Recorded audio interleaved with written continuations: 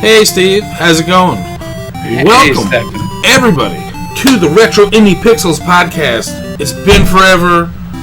I've already let you know, we have Steve with us. We have a new co-host. Mr. Scott Devin Kane has stepped down for his own reasons and taking care of life stuff as well. So we wish him well on those endeavors.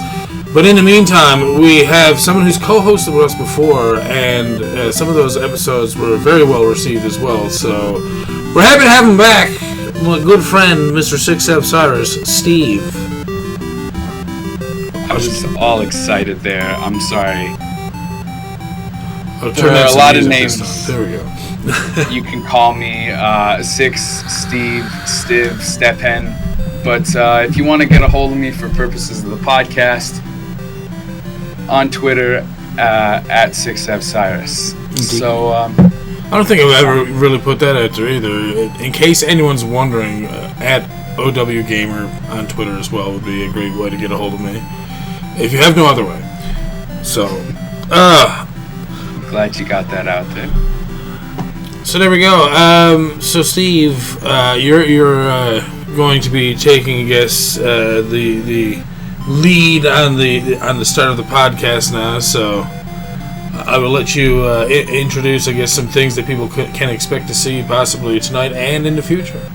All right. Well, since I'm no longer just a guest host, I wanted to talk about some of my interests in gaming genres real quick.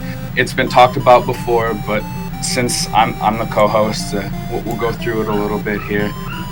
Point and click, adventure, RPG, tactical RPG, management, flight, space sim, roguelite, and platforming. But I want to talk about art style, mechanics, music, and movement like I have in the past in the podcast.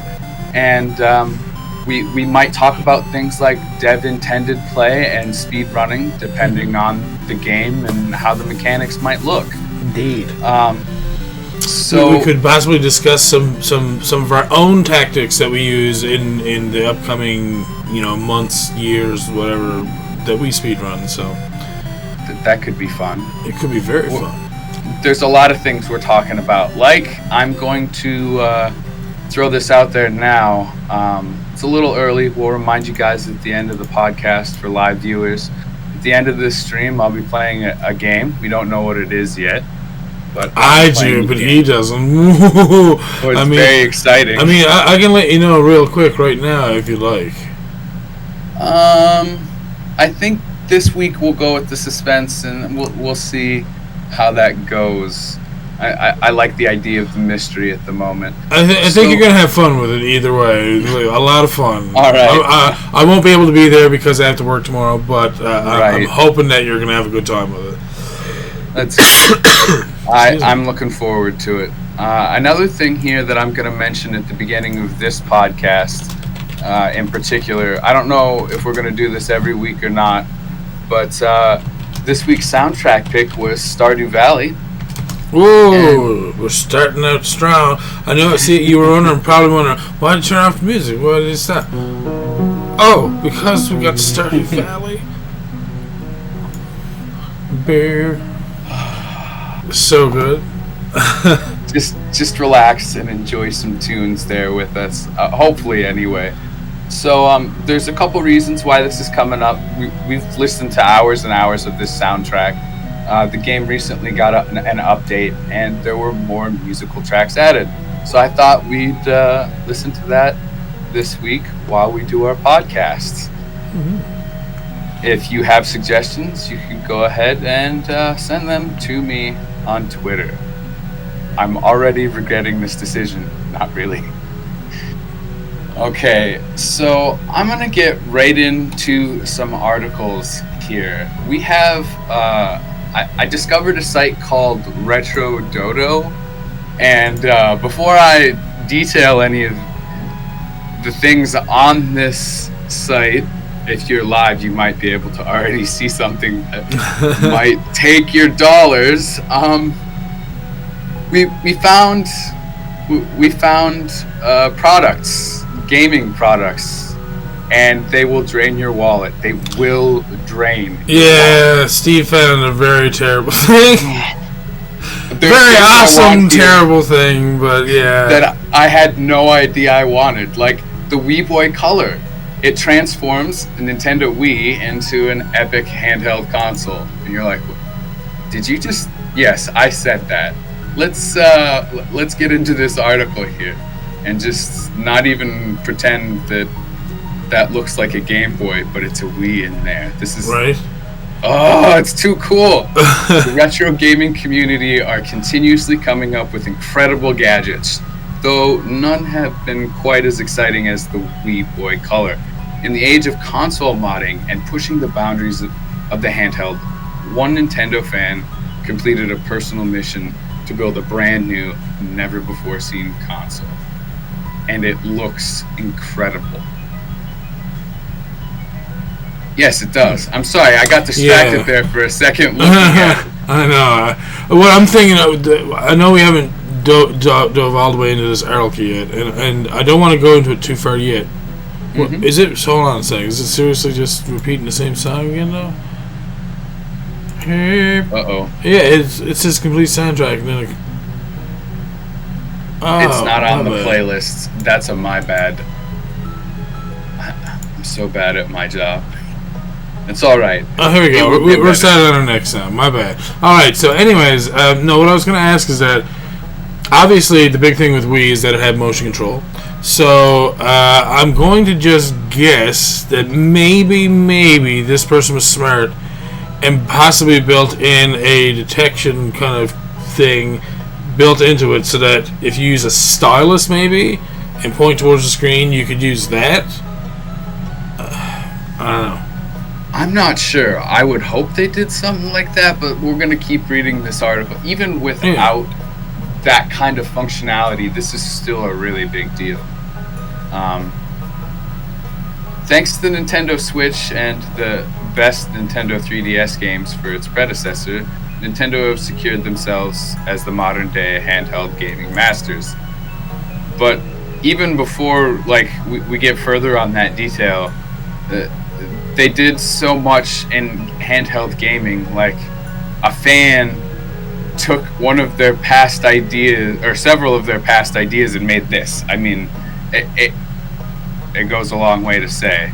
The DMG, do you know what the DMG is? This next line of the article refers to a DMG. Damage by, when you're playing Dragon Warrior or something, you do so much damage? No. Yes, that's what it is. It's capitalized and everything. It is capitalized. No one can beat them, even though we don't know about the DMG here. But that doesn't stop other companies from bringing out fake consoles or copycat handhelds to try and take a piece of the portable gaming market. But one fan has taken up the challenge of turning an old console and making it portable, paying homage to one of Nintendo's most successful handhelds in the process. There are articles linked here. We're going to talk about those. This was just the oldest one in the queue, and I forgot to preface this when I started talking about Retro Dodo. Because they haven't been mentioned on the podcast previously, if you're not looking at it with me, but it's August 30th, 2020 that this came out. Oh, okay. And there's a backlog of these things on Retro Dodo.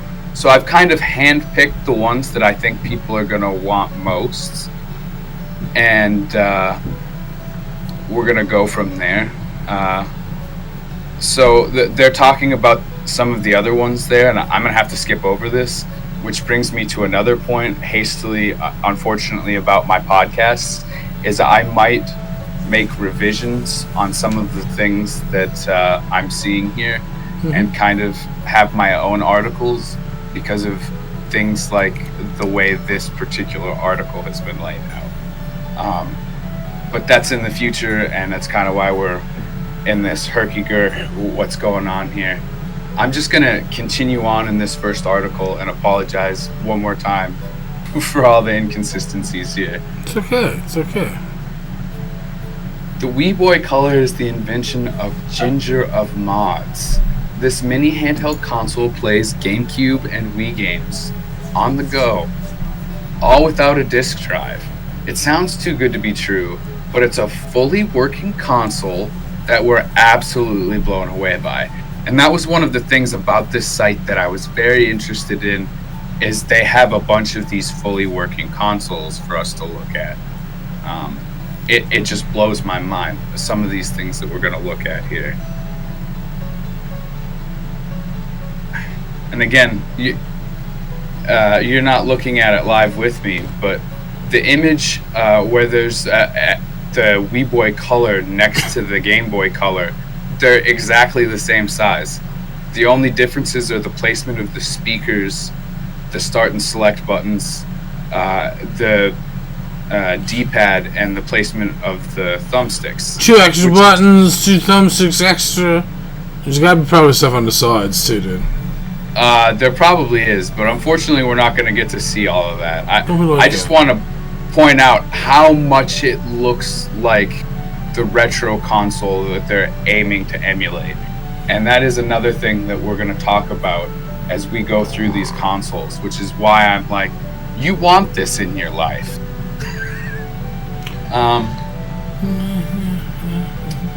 Let me continue reading the article and stop gushing over the images here.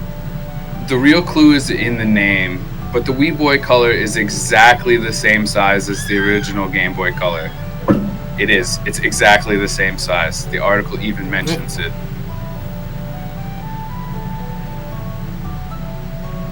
Now, the real big question, since how big is the console, there's not much more detail we can go into under that article head. What games can the Wii Boy Color play? This would be the end-all, be-all topic about this system. It says it can play GameCube and Wii games, but I don't understand. It hasn't detailed how we get them on there, or if it just comes that way. One of the ridiculous things in this article that we get to see is that it's actually got proprietary Nintendo boards in it, and you can charge it via a power bank or a USB port. Those are some interesting details about these things, that this one in particular that I want to pass on. I'm a little iffy on the details of what all can be played, because it says it doesn't need a disc, so you must be emulating this. But how are we getting things onto the console? You're not being very specific about that, which is something we're going to go through on a case-by-case basis. One of these other products, or several of these other products, are actually using the retro cartridges. So I'm all like, what's going on here?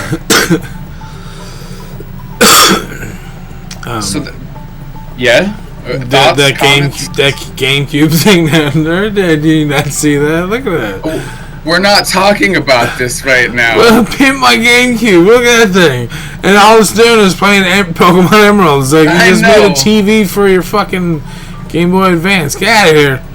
There's a reason why we're not talking about this, because there are products that replace the handheld console that he's all like, yeah, this site is crazy. And if you would like to check out stuff at retrododo.com yourself, I highly encourage it. There are a bunch of products that they're all just like, here, you never know you wanted to spend money on. So, yeah, the fact that Stefan found one there, not surprised.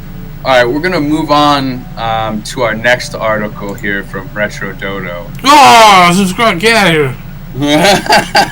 You all should subscribe. This didn't happen too long ago, October 8th. Yeah, this is a little newer, and this one's crazy for me. Probably because they don't have shoes in my size. What? But, no, hold on. What do you mean there's not in your size?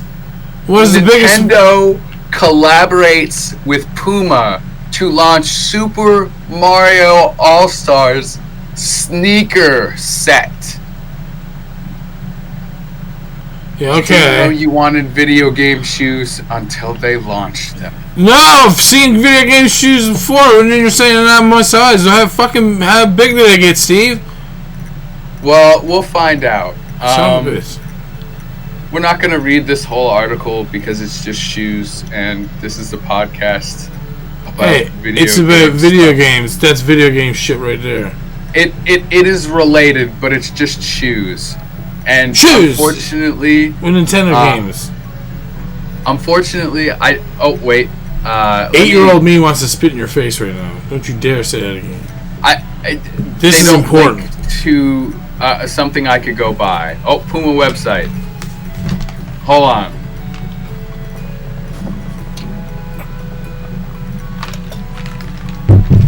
Here we go.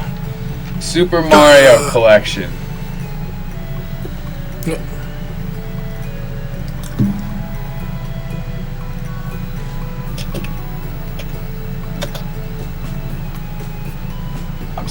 I'm sorry, I was not prepared. Unfortunately, there's only one style of shoe left. Did you do? How dare you, sir?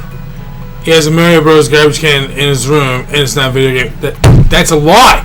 It is video game. It has Mario Brothers on it. Stop fucking with me.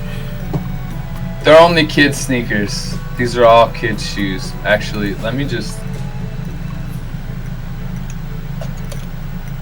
Why? I don't know. I'm sorry. Let's throw a bunch of like pictures of like fucking. Hold on now.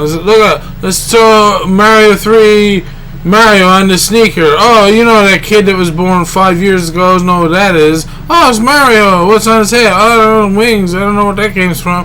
Fuck it, Mario 3. Make them big enough for my feet, man. Shit should have been out. This is bullshit. They're from It's from 3D All Stars. Yes, so it should have come out with All Stars. We should have had these products as kids. That's what I'm saying. So I mean, someone from the '80s who grew up in Super Mario 3, they'd be all like, "Oh, I'll buy them shoes," and the son's like, "Oh, good luck with your big ass feet." And I'm like, "Why? Why you gotta be like that?" Here's what you do: you can put the shoes in a box, in a glass box, and look at them. There you go. We're gonna move on. That's true. I could put them on the shelf. I'm frustrated. When I looked this up, I assumed that there would be adult sizes, and now even I am wrong. Do you have a price for them though? $70 for the one pair that they have left. Left, excuse me. Yeah, the one pair they have left. There's one style left, and it's the NES style. I guess all the Mario ones are gone. I am soaking over shoes. Yeah, damn straight I am. I probably won't wear them though. You know what? You make a good point, Steve. I should probably just get a pair and just use them as a collector's item. Because if I bought a regular pair, I'd probably get them and be all like, nope, can't wear them. And so it wouldn't matter anyways. So don't let the size get you down. Yeah, and if people are all weird about it, it's a video game memorabilia item, and I am treating it as such. Or in my case, you could have kids that you could buy these shoes for. And I'm just going to say, heck yeah, I'll buy the $70 shoes for my kid and let them ruin it. No, put it on the shelf. They're going to just put dirt on them. Put it on the shelf. We're going to move on from here. I said it before, but now I mean it. Oh, get out of here. You're subscribed, man. Oh, die. Look at this. Look at this now. Look at this. More money he wants to try to spend that money. SG-1000 mini console, finally teased by Sega during exciting interview. That is a very small console. It fits in the palm of a hand. There's a couple of things actually in this list from Sega that might surprise you. This one's probably on the low end. I'm going to give a little spoiler there.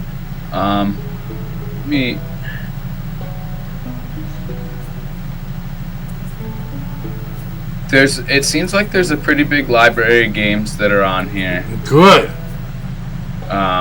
Which is the first thing that I'm concerned with. It looks like this should have come out in like the 90s or something. If you happen to be watching this on the live stream, Oh, interesting. It's got a card reader. So this is a card reader platform. Aside from you could just put in the legit cartridges that they give with it. Well, it says in the article the console only had 42 cartridges and 29 Sega My Card games that required an attachment. So there's not that many to choose from, and they were saying that like Sega could have literally released this as the first mini console to include every game for the console. Because that's only, 71 games? Yeah. Well, this is why I'm kind of per-using it. I mean, like I said, this looks like a 90s release. Like, this should have been out. So it's cool and interesting, and I like what it is, but it doesn't deserve the, full shine. And I apologize to anyone who might think it does. But there are a lot of products on this site, and I was thinking of giving some of the Sega fans a little bit of love on this one. There's more love to come. That's why this one is just getting the little look. So you're not going to delve into this at all? Dude, there's a lot of neat shit about this, like the Wi-Fi connectivity. And they're saying that you can download like SG-1000 content from the web, but because you have the Wi-Fi connectivity, it helps promote Sega's new online gaming streaming service. Now that is something I should have noticed. I apologize. Yeah, that was the next thing down. I should also mention that there's HD resolution on this, and that's kind of crazy for what looks like a retro console. How much would this cost? $100 is what they think wouldn't be charging too much. So there's no price for this yet. It may just be a teaser product, which is really frustrating because that's the thing about all three of these Sega things. They don't even have release dates yet. I think that it'll probably be something around like $80. I think you're right. It can't be too much for the limited scope of what it is to start. And a lot of the Wi-Fi connectivity stuff that this is going to have, you're probably going to want people to pay for that through those games before they buy them online. I'm just going to guess that Sega's going to want that because that's how a lot of other companies are doing that with their games. So why make the system itself incredibly expensive when it's not coming with a lot? This is really interesting, though, and I should have paid attention to that Wi-Fi connectivity a little better. That's interesting things to come from Sega in that department. Imagine a system that they're updating or giving or selling games solely digitally on. They're not trying to have cartridge releases or disc release or anything like that with that. That's kind of crazy. This Gameboy box art collection book looks fucking deadly too. I was gonna save that for next week. We're gonna see it next week because we're not gonna cover it right now, but it's right there. It's a tease so bad, dude.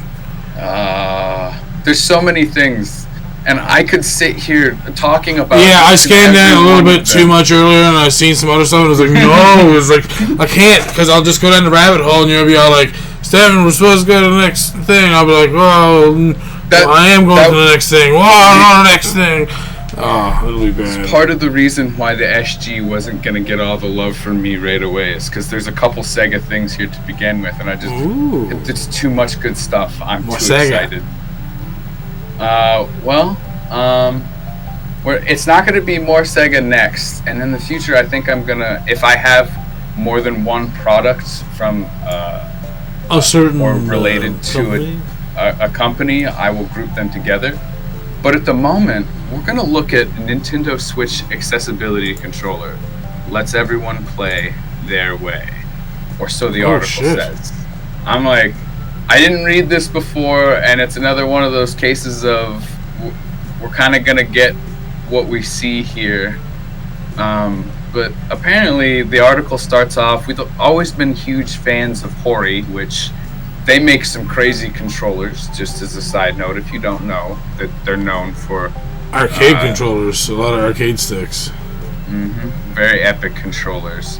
And their latest Switch accessibility controller has only made us think more highly of them. Hori's new pad follows the adaptive controller that Microsoft released for the Xbox and is a breakthrough in inclusive gaming, allowing everyone to play their way. But what is the new controller? Does it have a cool, swanky name? And how does it work, most importantly? Oh, shit. Look at this. Look at it! A price tag on this is going to be secondary for me. If you can hook up all of the major brand controllers to this, that's going to be worth shelling out some cash for. Am I right? Yeah. Checking out the Hori Flex Switch and joystick interface. What is the new Hori Nintendo Switch accessibility controller? That's a good question. I want to know all the answers. And we're looking at something here, and it's just a flat image. And it looks like there's a lot of places to plug things in. And it looks like the thing itself has buttons on it that are programmable, question mark. I want to say because, or therefore programming whatever device you plug in. I don't know why there would be, if it's to allow other controllers to work with the Switch, I don't know what's going on here. From the picture above, we can see that all of the directional and selection buttons are placed neatly on the main surface of the control deck. Okay. Including the L and R shoulder buttons. It also comes with a remapping app to make your own configuration, and larger buttons and joysticks can be hooked up to make gaming more accessible for everyone. So no, what this is a joystick. I thought this allowed more than one controller to connect, but now that I'm looking at that picture again, this is a joystick. I don't mind fancy joystick. It is as they say. This allows Switch to be more accessible to different kinds of players. You might be able to use this for other stuff as well, though.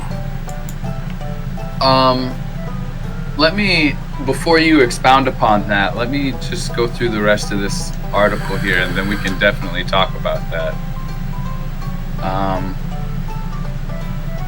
It's good news if you have an opinion on the best Nintendo Switch emulator. Cough, cough. We're not going to delve any further on that, but that is an option. That we will say those words at least. This works the same way as the normal Joy-Con, bar the motion controls. Obviously, it's a controlled deck. When they called it a controlled deck, they kind of implied that it wasn't meant to be picked up and moved around. So when you say bar the motion controls, I think some of us already expect that. Gamers have the option of pressing the buttons on the main interface or hooking up extra external buttons, this is what I was talking about. It feels like an arcade stick. Yeah. But But if you look at the mapping in this picture right here already, you could probably use this as an adapter pass-through for other types of controllers, so you could actually test all that and see, okay, if I hook up this controller, can I use L and R? Do I have the Z and R and ZL axes on my analog sticks? Is the controller working at all? Exactly. So, I mean, it gives you the option of possibly turning it into a sort of diagnostics. Adapter. Or even, that would be fantastic as well. Yeah, see, look at this. Yeah. On the next thing here, they show the L stick button and the L stick right here. Yeah. So, And that's a USB connector. You could almost plug anything into it. This is a really interesting device. It's not what I thought it was originally, but I don't like it any less for that reason. Because fight sticks are cool, arcade sticks. The idea of them is interesting. But one of the problems that I always had with them is that pretty limited customization wise. You could almost do anything with this, and that makes it different. No. You can customize your arcade sticks if you want to. People do that shit. They take them apart and put in like new buttons, new sticks, like the actual arcade stick and stuff. But yeah, no, I know what you're getting at. I want to talk more about this, but I'm going to drop the price on you guys. The unit will cost around 180 euros or 230 bucks American. It's a little expensive, but again, you expect that for the extra customizability that it offers. Yeah, it's definitely pricier than I would expect. I agree with the hunter on that. Oof. But if you're a fight stick enthusiast, this is for you. Right up your alley, 100%. So we hope you find use of this product. Smiley. This looks like something that if I had the cash, I would play around with it. And from there, I will let you have your final thoughts as well, sir. Well, for me, at that price, I'm like, I could just throw a few extra dollars in there and get myself another EverDrive instead, and then I can just play Super Nintendo game. See, for me, it's not worth it. Well, I mean, I don't know. Are there that many like arcade type games that you want to play on there? Because I mean, otherwise, like, if you look at the actual controller itself as a controller by itself, it looks small and kind of, I don't know. Like, I don't like what it was. Like, if you're playing a fighting game, sure. I mean, it's mapped out nice. It reminds me of the Sega Genesis 6-button controller. But I mean, at the same time, it's like I'd sooner have a Sega Genesis 6-button controller because it was rounded and it felt nice in your hand. I don't know how I feel about it. It has potential, but yeah. Well, that's exactly the final thing I think we should end on. It has potential. It does something for somebody.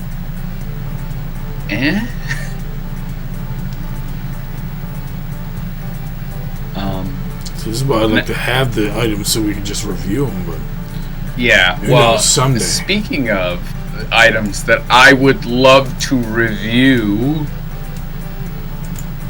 the Boxy Pixel Custom Game Boy Advance SP made of metal. They're teasing it here in this article.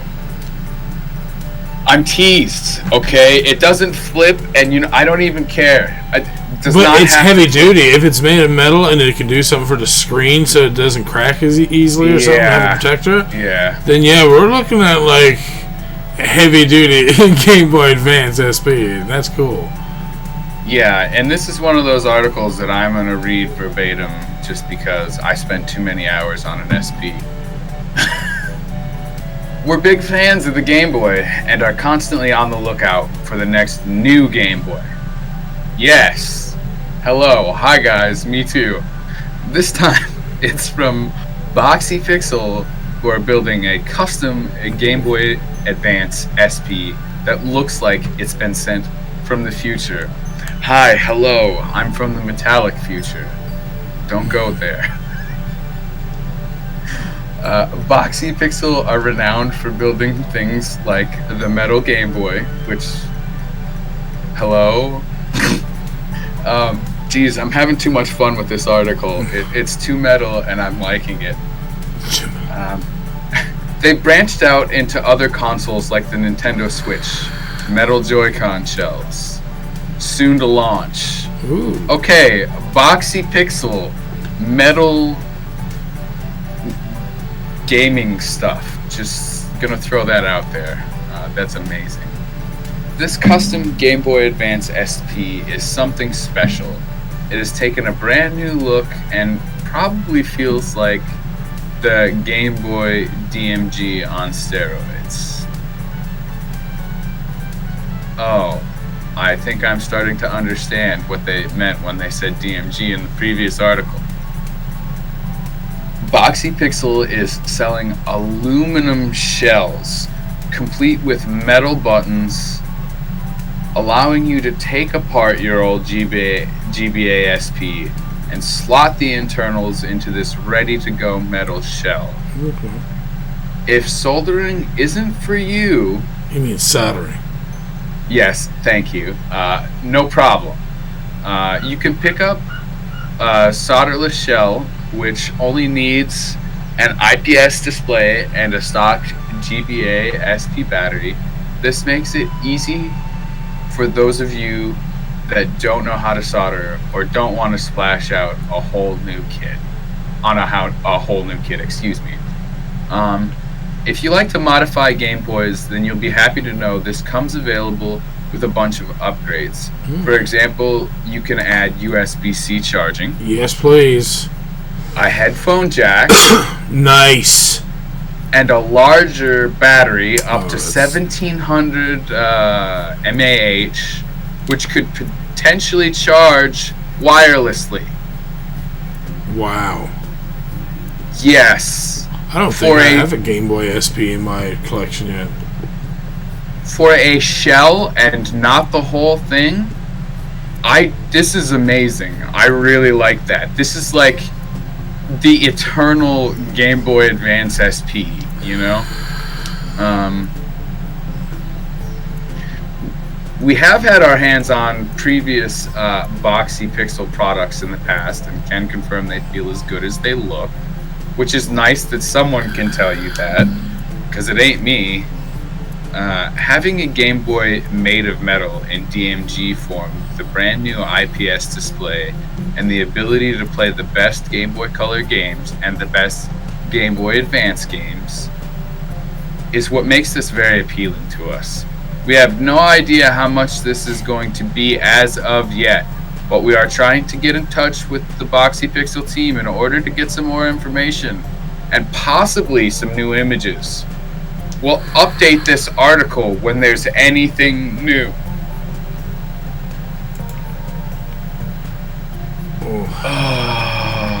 I like the fact that you can upgrade with a headphone jack and a USB-C charger. That is very nice.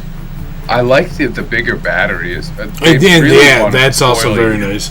And the ability to wirelessly charge, and I mean, I don't know how much bigger the battery is, because I don't know the specs of a Game Boy Advance SP or how long a charge lasts on their batteries compared to a 1700 one, but I'm gonna guess that's probably double or triple.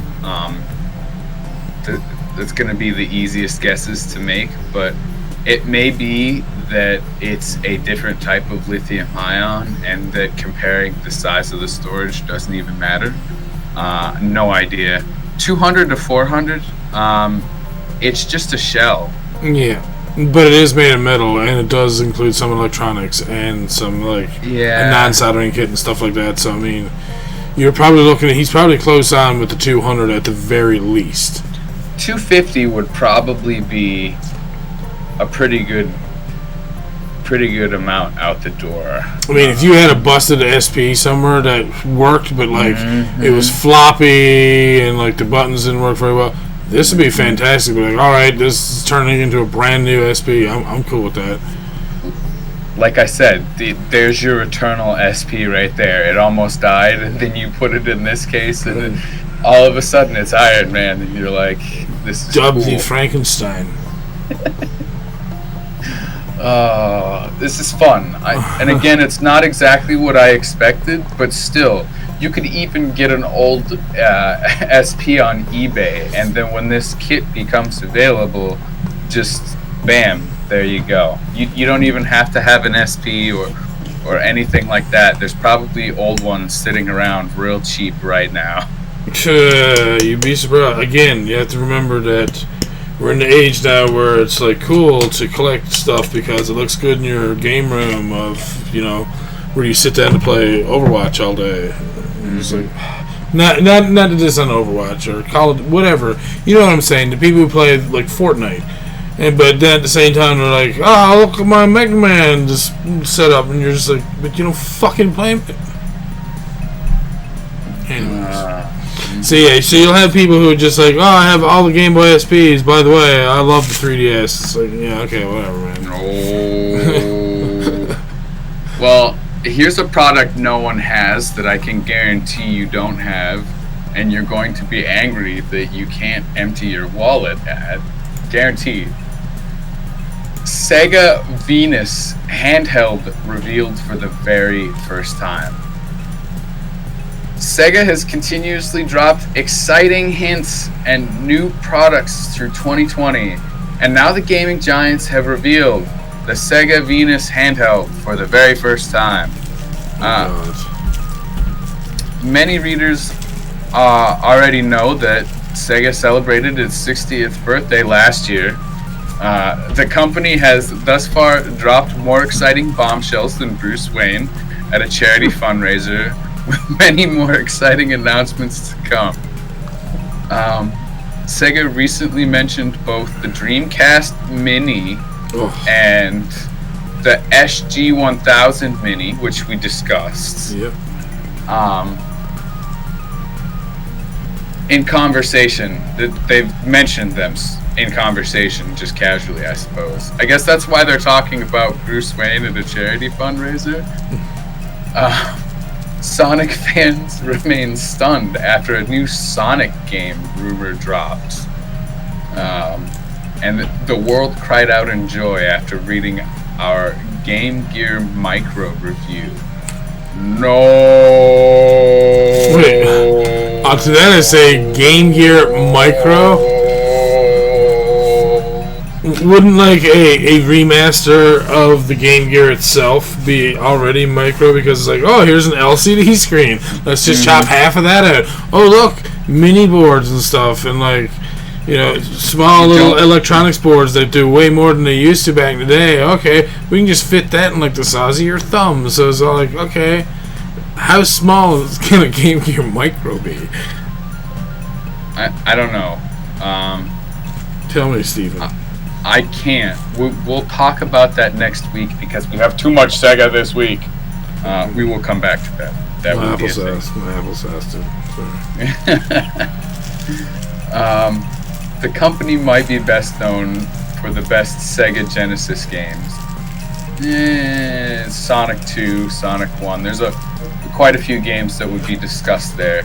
They've got this nice blue link here, and I'm like, can't you be a little more specific than that in your article writing? But no. The Sega Game Gear was one of the most popular handhelds of the 90s with 10.62 million units sold. So we're still talking about the micro there, and I'm like, no, stop. No, stop. It was 110 million short of the Game Boy, but it's still a great achievement and over 9 million more sales than the Nomad received. What is the Nomad? I had both the Game Gear and You don't know what the Nomad is? No. So the Nomad was like Game Gear, except instead of playing the Game Gear games, it might have played the Game Gear games as well. You could take a Sega game and put it in the top and play your Sega games on the go. The only thing was, I'm pretty sure that, one, the screen was tiny, and two, good luck running that game for, like, any long period of time. Like, try play Shining Force on that in one sitting. I guarantee you're going to be like, yeah, okay, no, it's not happening. That reminds me a lot of the original Game Gear. I could not, for the life of me, beat Sonic Triple Trouble at one battery life. It was the worst. But, more pressing questions. What is the Sega Venus? Where does it fit into the Sega handheld timeline? And why are we only just seeing it now? And that's a good question, because it looks similar to the Game Gear if you look at it. It is smaller, though. It is a lot smaller than the Game Gear. Those are some legit good questions if we're like looking at that image that comes right after it. I mean, again, it looks like a Sega Genesis Mini to me, because again, 6 buttons. Yeah, that's not unreasonable. Well, what is the Sega Venus handheld? The Sega Venus handheld games console is a prototype of the Sega Nomad, the second release after the Game Gear. As part of Sega's year-long birthday celebrations, the company continues to reveal Easter eggs left, right, and center. Their most recent announcement gives a video history lesson on all of the iconic consoles that Sega produced, which is pretty interesting that they would do that, considering their history. I'll just leave it like that. Sega producer and manager Hiroyuki Miyazaki is the star of the clip, taking viewers from the SG-1000 all the way up to Sega's home console swan song, the Dreamcast. A cosmic outlook. Now, many Sega cosmonauts will know about Sega's love of the planets and all things space age when it comes to codenaming their products. Sega Mercury became the Sega Game Gear, which I had no idea, and the Sega Saturn actually retained its name all the way through to the final product, which I always wondered about that. That product stands out. We can just like stop for a second and be like, in Sega's naming schemes, Sega Saturn really stands out, but it sounds really awesome as well. Here, we'll get a little bit of trivia here. Coincidentally, Sega Uranus was never used, as Uranu means won't sell in Japanese. That's never a good omen. This article went a little far out, but we're almost to the end, so don't mind that we went out that far. It's fine. We're in space. Wait, hold on a second. I have to backpedal a little bit because I look over at chat. Please do. And see Game Hunter saying, looks over Dreamcast in the closet. I saw that, but I was... If you're not using that, you know someone who collects video games who needs a Sega Saturn. Who will die without it. No, I'm just kidding. The Sega Venus would go on to become the Sega Nomad, the portable Mega Drive Genesis system. Yeah. Struggling to overcome Nintendo and the handheld console market, the Nomad marked their last-ditch effort to draw sales away from Mazda and the gang. And while we all know what happened next, the Nomad provides an authentic way to play Sonic and Streets of Rage on the go for those gamers firmly against the best RetroPie handhelds. Which that sounds like another rabbit hole that we're not going down right now. What is with Retro Dodo? They have too many rabbit holes. Well, see, it's just other articles. They're trying to get people to read their other articles and stuff, which I don't blame them. I understand what they're trying to do.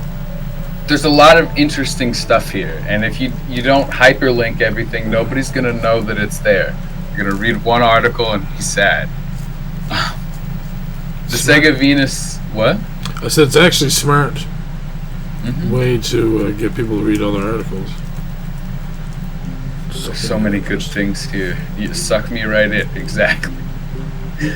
The Sega Venus remains a prototype version of the Nomad. The best way that I can describe it is that it looks like Steven Rogers before he climbs into that tank and comes out looking like Captain America.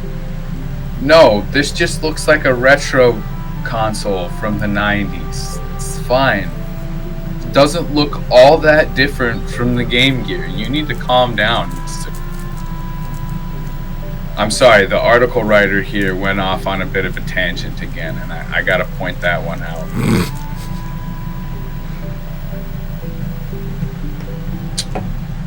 Both consoles have the same buttons and D-pad setup, though the buttons on the Nomad look more oval than round. I suppose Sega wanted to make the console look more futuristic.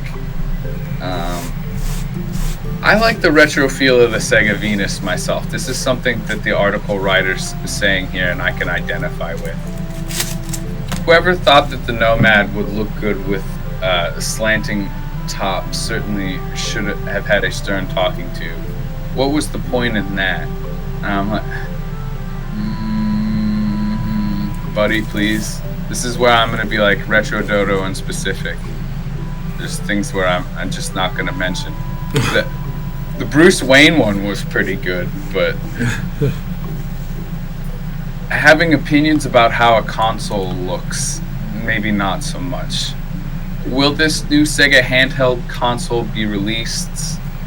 Harsh opinions is what I should say. And then this question is pretty important, though. Will it be released? I want to know. At the start of this year, I wouldn't have given any thought to the Sega Venus being released. Still, after the limited edition Game Gear Micro Pack and previously unreleased games appearing online, it could be a possibility. After the success of the Sega Mega Drive Mini, Sega may well revive their Genesis portable platform. The Sega Venus would be a great way to do this, giving fans of the series a chance to hold on to another piece of gaming history in their hands in the process. What do you think of the Sega Venus? Do you prefer it to the Nomad, or is it an old relic that should stay hidden in the shadows? An interesting way to end this article, and I'm going to extend this conversation here. Personally, I think it's interesting to see these things. Maybe we don't ever get to use them, but we should know about them and know about the history of Sega, especially since they were Nintendo's biggest competitor back in those retro days. Exactly. So this one doesn't necessarily get your pockets either, but maybe you go tell Sega that you have an opinion about these things. I don't know what your opinion is, but maybe you got one. I know maybe. I would write Sega and be like, hey, can you make this available for a limited time, maybe? Honestly, if they released a Venus that I could play Sega Genesis games from off of the internet that they allow me to get from their streaming service or whatever the case may be, or allowed to be able to just jam a Genesis, cart right in there, I'd be down. I'd be like, all right, I need one of those, please. That would be fantastic, dude. That's a wonderful segue into our next article, Stefan. Guess what our next article is? I have no idea, but they want me to subscribe. Meet the world's smallest portable N60. Jesus Christ. Yes, that's right. Hello, ladies and gentlemen.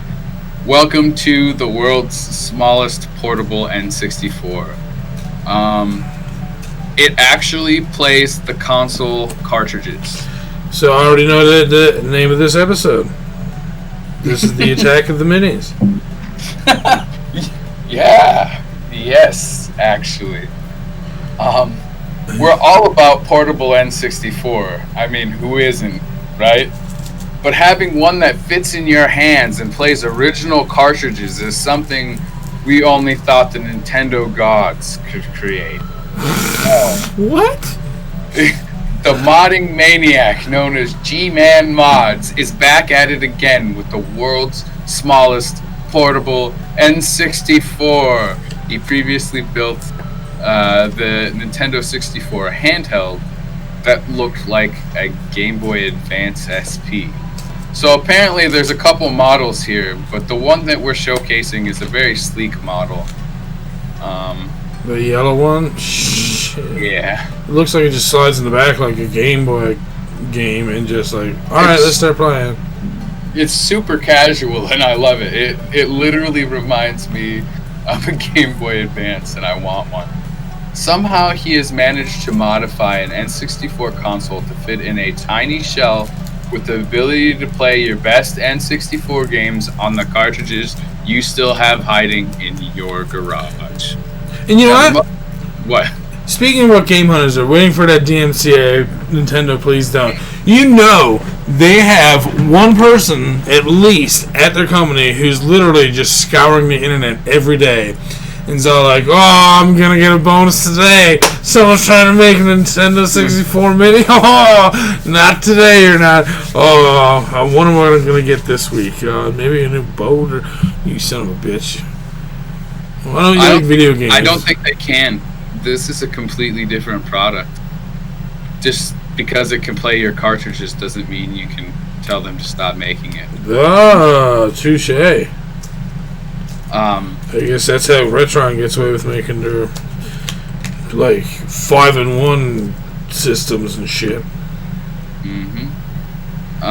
Apparently the motherboard required a lot of trimming, which I guess makes sense. Yeah, that wouldn't...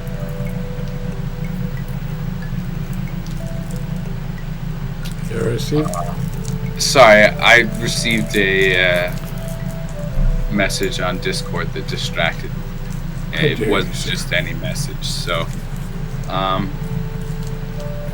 it must have been a big motherboard because almost every unused inch of it was taken out. And everything was left was mandatory, which makes sense. So... What is that? It looks like a 2x5, maybe, is the size of that. You can fit in your ass pocket if you got a big enough ass. Yeah. The cartridge slot sits at the back of the handheld in a lip, allowing you to show off your cartridge when playing. This might not be the most stable way of securing your beloved cartridges, but it works. That sounds like you almost want to be holding the cartridge in with your hand and not showing off the N64 label art.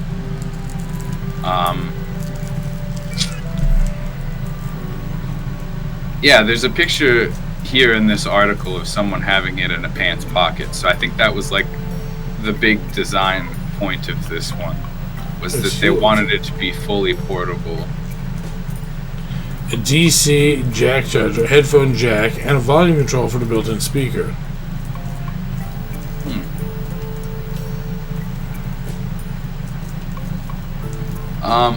The thing that I noticed is it's a 3.5-inch LCD with a 320 by 240.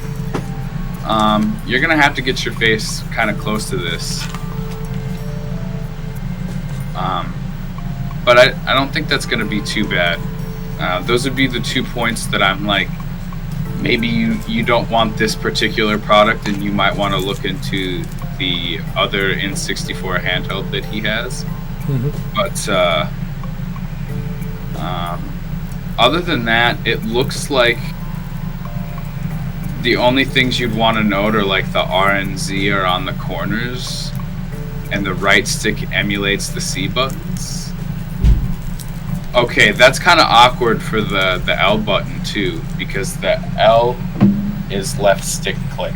So they kind of had to make some design choices. And those controls might not be super favorable to everyone. That's interesting one. Here's another detail that you might not like about it. It only lasts for about an hour and a half. But you have to remember there's a pretty small battery and a huge power output of the N64. So, yeah. There's a couple of things getting balanced there. You could probably modify that in... Well, I mean, if they are throwing an N64 into it too, but they're not emulating it or anything either. So there's probably ways around it. You might have to do a modified circuit board. But if you're taking original circuit boards and throwing it in there, that's a whole different thing too. So, I mean... Yeah. Apparently, it's a 3D printed shell. It says, around the 3D printed shell, you'll even find a DC barrel jack charger, a headphone jack, a volume control for the built-in speaker. Wow, there's a volume control for the built-in speaker? I just read that like 5 minutes ago. You did? Why did you do that to me? Why'd you reread it? Why'd you do that to yourself? That's fair. Now, I'm going to head over to G-Man Mods here, because at this point the article is pretty much over. That's a YouTube link. Let me see if here on his YouTube there's a link. Shit! That's a Warrior 64, by the way. Whoa. Yeah, I think it's pretty badass. He's got to stop clicking the extra. I know. I'm sorry. Go to the next one so I don't gotta look at it anymore. I'm gonna come back here and just beat off. Well, save some of that for... Wait, hands above the desk. Lego Zelda kit creates stunning replica of Hyrule Castle. Now, this one we did release to the OWG community, what was it, last week? Or the week before. I discovered this site, and I was very happy to share a Lego Nintendo crossover. I've been dreaming of holidaying in Hyrule Castle for as long as I can remember. And thanks to this interactive Lego Zelda kit, I can almost get a taste of the real thing. Almost. Lego Nintendo. It's Lego Nintendo. Okay, I'm sorry. I didn't even care what it was, but it was Hyrule Castle. And just the way that the article writer talks about holidaying in Hyrule Castle, there are a lot of little kids and a lot of adults now who are like, you know what I miss or should have had was Lego Nintendo crossovers. And here it is. We've seen lots of Lego offerings here at Retro Dodo over the years. Have we? Oh my god. Oh my god. The site is too much. It's too much. From the unofficial Lego Gameboy that transforms into a robot fighter to the official Nintendo Lego Super Mario sets, Lego has never been a bigger part of the retro gaming scene. And let's not forget the epic Lego video games. The Tiny Brick People remakes of franchises such as Star Wars and Harry Potter gained worldwide renown and are incredibly addictive. What is this Lego Zelda set? And more importantly, how many pieces does it have? Check out everything we know below. 2,600 pieces. According to this little image here, which is why I'm just saying that randomly. The article doesn't actually say the words, so it says around 2,600 pieces. Hey, Steve. Yeah. I'm going to tease something real quick. Later on, I'm covering a Lego set as well.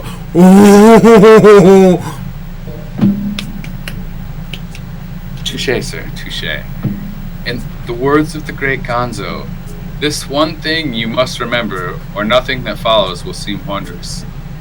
Okay, here it goes. This Lego Zelda set is no ordinary Lego castle. It's an interactive Zelda quest with collectibles, upgrades, heart pieces, and puzzles to solve. Basically, it's Ocarina of Time in a Lego form. Damn.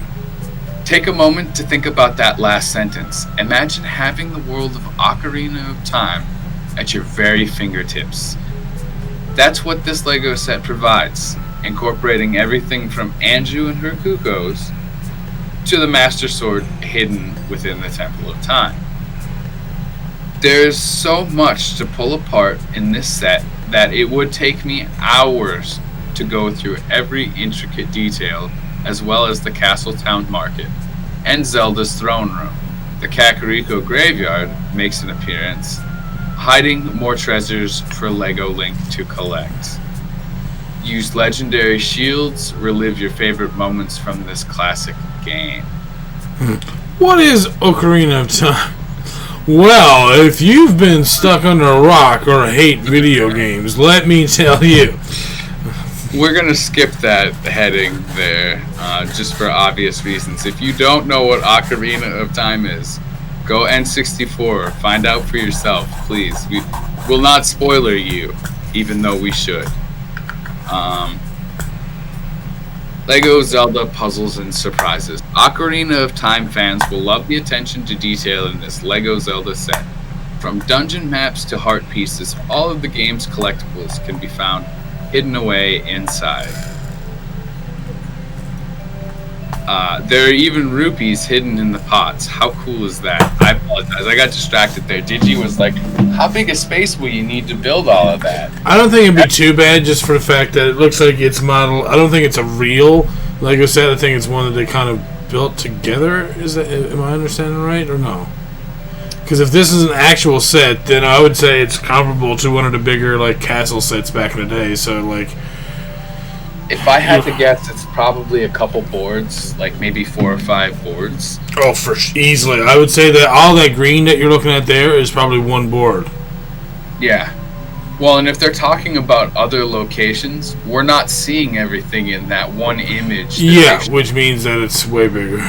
It's way bigger than what we can see, and that's totally fine. I'm okay with that. But yeah, there's a lot of things going on here. Of course, it has characters like Ganondorf and the long-suffering Castle Guard. Famous faces such as Kapora Gabora, the owl, and Sheikah Stones make an appearance. Use bomb flowers to open up the Hyrule Castle. Great, very cool. I'm not so... No, I do not want to blow up stuff in my Lego set. Why? And open secret sections to reveal hidden wonders. I can't repair that. Do I look like a plastic repair smith? How the heck am I supposed to repair that block now that it's blown up? Is that a rope? Do I have a... What was that? No, is that a rope? No. Yes, it is. Right there in the corner is a rope. What are you talking about? You don't play enough Zelda. Did you know sometime, don't you? Did you? You see that rope there, don't you? That gray rope. I don't see it. Oh, there it is. That is a very silly snake. It's a rope. Oh shit! There's Ganon's castle.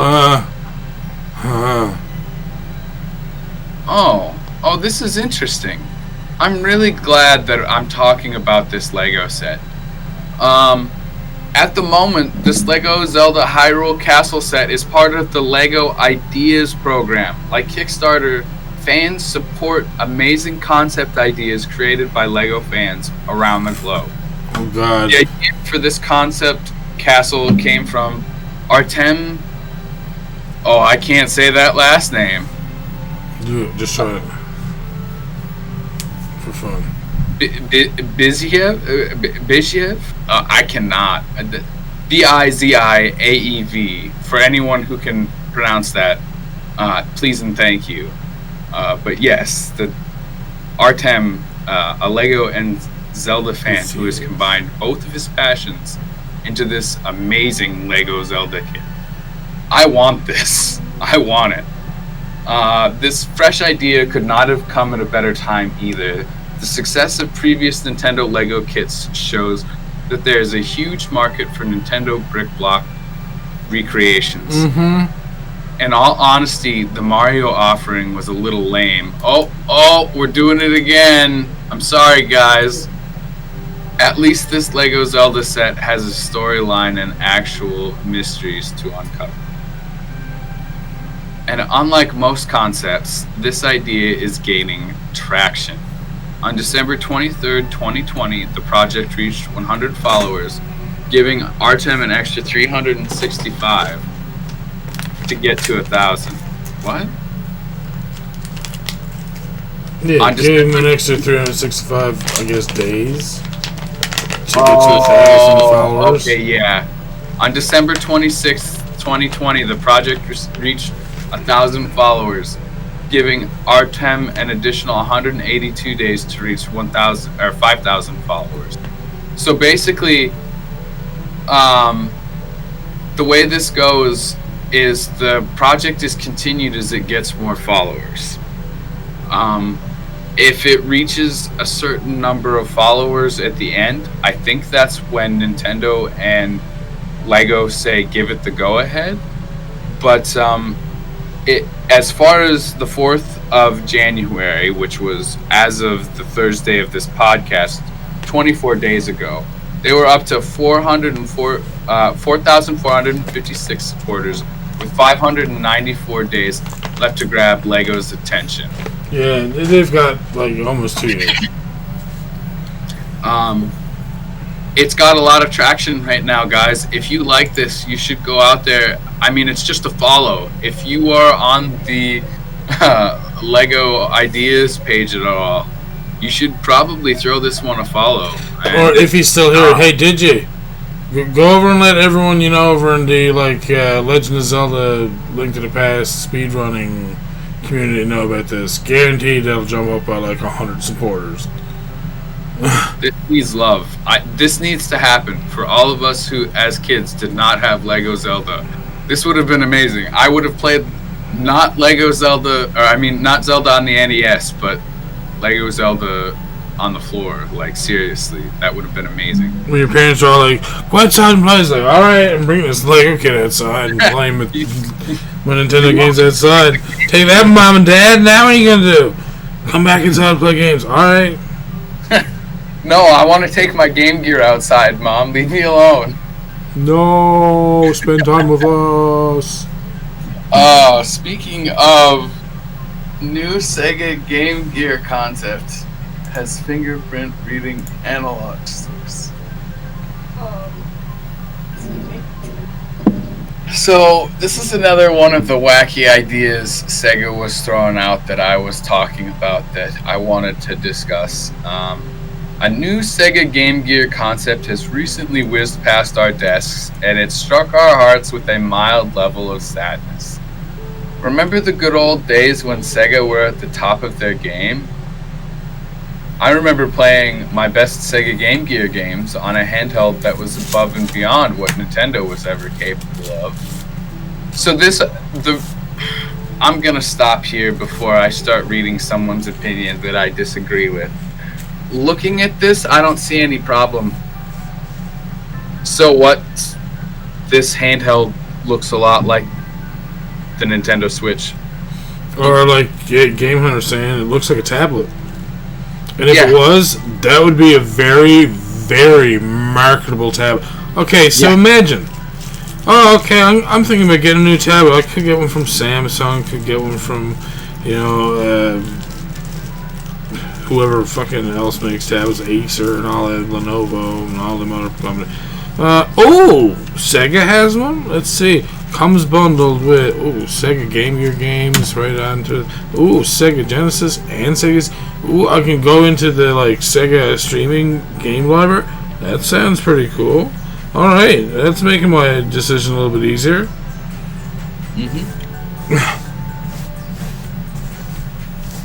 Again, I'll give you guys the ideas. Just, can I get paid for them once? Companies? Yeah. I know you're listening, Sega. Nintendo's out there now, new tablet idea, guys. And I'm like, you motherfucker. My problem with the hate on this is how much different are you going to be? At a certain point, you can only stylize so much away from your competitor when you're making almost the exactly same system, almost exactly the same system anyway. Yeah, I don't see why there should be a problem with this. This is what the Game Gear wanted to be when the Game Gear was made. Why are you hating on them for doing what they wanted? I don't understand. So I'm sorry, Brandon Saltal Machia. What a nice last name, man. I can't even pronounce it.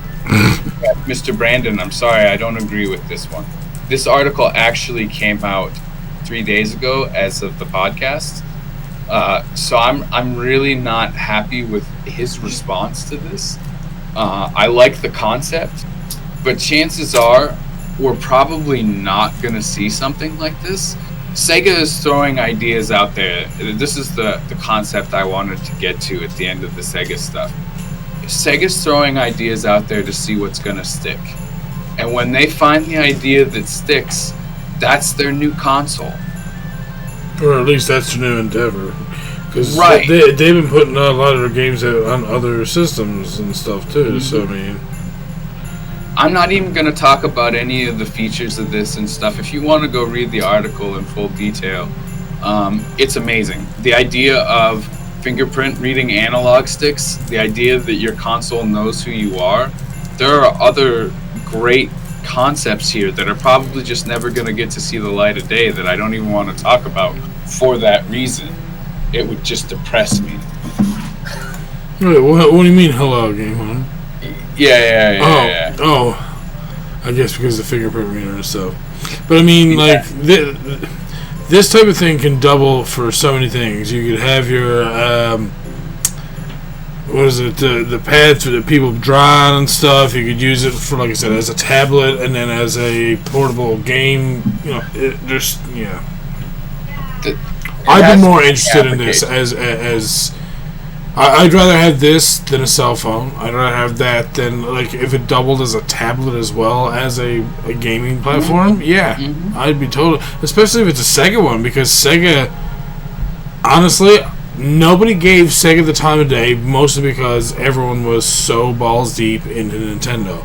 And it's only now that people are more accepting, because we're in the age of, hey, don't go judging that person because they're different. Hey, don't judge that company because they made different games. Just because the console was slightly different or not as good in some aspects rather than others doesn't mean that we should judge it and say it's a piece of shit. There's a ton of great games for Sega and Sega Genesis especially. That's what I grew up with. So anyone who says otherwise obviously has their head up their ass. There was fantastic games made for Sega Genesis. No one can debate that, I don't think. Yeah, I didn't like the way they were taking that concept for. Oh, you want the link to that, Digi? Hold on, give me a sec here. I will supply you with this link. He's reading from retrododo.com, Digi, but for the he can probably copy and paste it there directly into the chat. I actually lost the link because well, I can grab it real quick if you want. I got it again. You got it again. He's some by. There you go. There's actually more stuff that's come out just since we started doing the podcast, which terrifies me. They do too much good stuff. That's good. That just means there's a lot of new shit for us to look at. And I'm happy that we're looking at more hardware, especially because there's a lot of it out there. There's a lot of good companies. I mean, Retro Fighters puts out a lot of spectacular controllers and stuff. I actually have one for the Nintendo 64 I've yet to use. Actually, that's a lie. I think I did test it, and it fully works fine. It's just I haven't put it through any grueling tests like Mario Party. I know this sounds stupid, but Paper Mario. That's what ruined our third-party controllers when I got some third-party N64 controllers. Paper Mario started to drift on the joysticks. I was just like, alright, I guess that they're fucking garbage. So I'm hoping that the Retro Fighter ones that are going to be more like the GameCube ones and that, like, they don't get as much drift. That's the hope, anyways. I don't know. There's a couple products here. There are more handheld gaming things to come, but they're actually handheld things. Those are for another time. The last thing that we're going to look at from Retro Dodo this week, which is a few moments for me because there's so many good things here and I need to just walk away. The RG351V could be ANBERNIC's new vertical handheld. The RG351V has been one of ANBERNIC's most anticipated handhelds. I'm going to stop there for a second because our listeners are not going to see what our live viewers are seeing, which looks like a Game Boy that so it's fake wood paneling, but it's like a metal. It's a good wood. Like, oh really? I was hoping that they might have used a hardwood and went for something like real fancy. I can't tell. I'm gonna go with my gut and say that it's not wood. We'll get into that a little bit further, probably as the article goes on. But it looks like a Game Boy with 2 extra buttons and a thumbstick. The screen, it looks really nice. It's got a left and right button on the back. It doesn't look like it has any place to put a game in, which is something else we're going to talk a little bit further as we get in here. For those of you who might want a more retro experience, that might not be for you. But this thing looks amazing. Just like the classic retro game. I guess that's the 300 is the version that came before this. It came out years ago. It uses a very Game Boy-like design with shoulder buttons at the back and a new analog stick in the face, some of the things that we just covered. These images were leaked on Reddit with no information to go with it. But from what we can tell, it looks like they're in a very early stage of their prototype. Hence the wooden shells. Okay, so they are actually wooden shells. My bad. Due to the name 351V, this gives us an indication of some specs, because they have also used this on their previous handhelds. The 35 means that they're most likely using a 3.5-inch display, and the V means that it's a vertical form factor. In terms of potential specs, it's most likely using the same internals as the RG351P. Sounds like there's a lot of different versions of this handheld out there. So the specs are the 3.5-inch IPS display at a 640 by 480, a quad-core 1.3 gigahertz CPU. It says it's an RK3326. I'm guessing that that's an Intel processor. A Mali G31 MP2 GPU. I'm not sure what kind of graphics card that is. 1 GB of RAM and a 3900 mAh battery, which that's the biggest battery that we've talked about so far today. Which is kind of funny. So we talked about some of the hardware features, but I want to get into what can it emulate. There's a couple more hardware points I would like to cover here. It has 2 USB-C ports, 2 SD card slots, one for software OS, one for ROMs. And if you look carefully, it could have 4 shoulder buttons. There also appear to be some buttons on the side like you were talking about.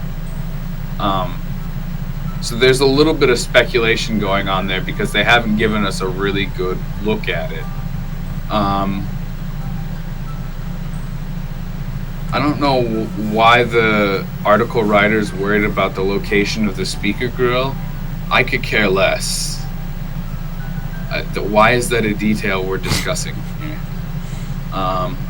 That's the last of the hardware specs. So since this is an emulation platform, what can it emulate? PSP, PS1, N64, DC?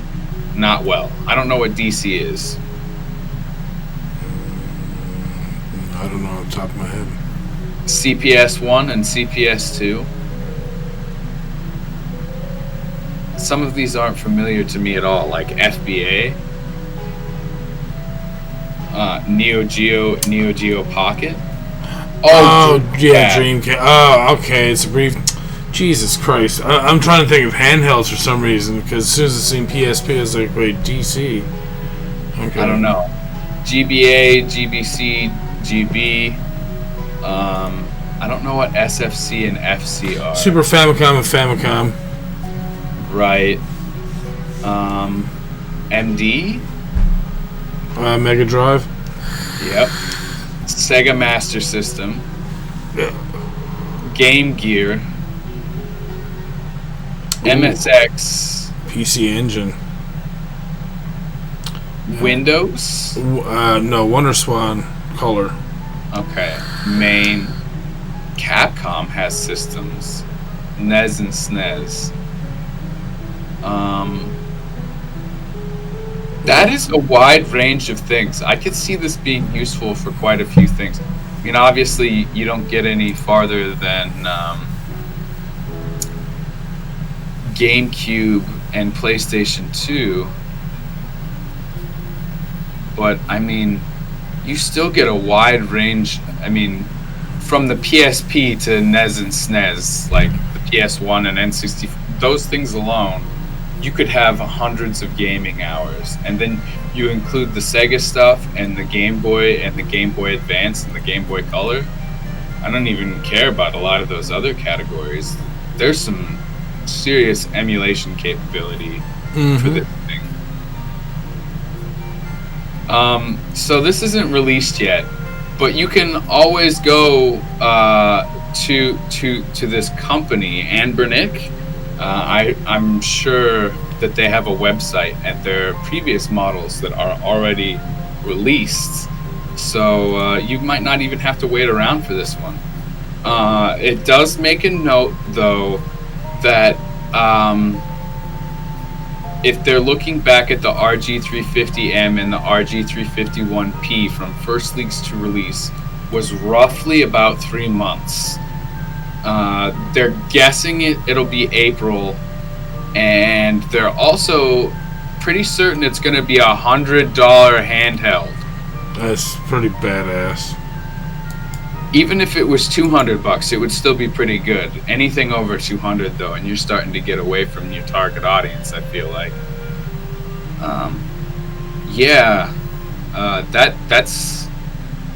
That's a nice product. Unfortunately, it is not ready and available for you, and it's another one of your keep some money in your wallets for later. You know you want this. I know I want it. Okay. All right. So we've had all our fun there. If I'm correct, our next article is coming from TIG Source Forums. And we're going to take a look at Wild Terra 2 New Lands. And if you've been looking for a new sandbox type game with things like mining, construction, husbandry, cooking, fishing, smithing, and other skills, it's an Ark-like. But the thing that caught me by surprise, if you want to scroll through the pictures there, is it looks like it has pretty good graphics for this being an indie company that's making this. A lot of this 3D work looks really good. Oh, they put fishing in there, son of a bitch. Yeah, this is already available early access on Steam, but this is just so happened to be where I found it. I've actually found this 3 or 4 other places today while looking at this. So if you need a new 3D kind of do all the things game like Ark, or I'm trying to think of other games that fall in that category, but I'm just not. 7 Days Minecraft. to Die. What? 7 Days to Die. Oh yeah, 7 Days to Die. If you're looking for any of those kinds of games, this might be up your alley. And I will probably bring more details to you in the future, as they are in this most recent update. They're talking, or this post, they're talking about new continent, new biome, new animals, monsters, and bosses. Dungeons for solo players, improved domains, and the possibility of transfer. So, which I'm assuming, what? I don't know if you're ever going to listen to this podcast, and maybe it's too much to ask for, but something that I feel that they should start incorporating into these survival type, RP type games, where they want people to role play, where they want people to, take these jobs and work together and all this other stuff. Make it so that we have something to do. And what I mean is that if you're a smith, drawing out the metal and beating it with a hammer properly, and not these little mini games where I have to press combinations of buttons. Make us fucking have to do it and everything, and make us have the, for the fishing, make us make our own hooks, our own flies or something, or our own bait hooks, or whatever the case may be. Give us a little bit more so that okay, well, I'm RPing on this thing, so I'm just gonna have a stack of fucking walls made for you in 10 minutes. No, that's not the real world. How about you have to, I'll get a stack of walls to you in an hour or so, because that's how long it's gonna, take me to physically, okay, I gotta line up all the pieces of wood, then I have to nail them. Now I'm gonna have to nail them, more wood, nail them. Like, not just, just throw it on the table and boom, it's a wall. I have the stuff for it.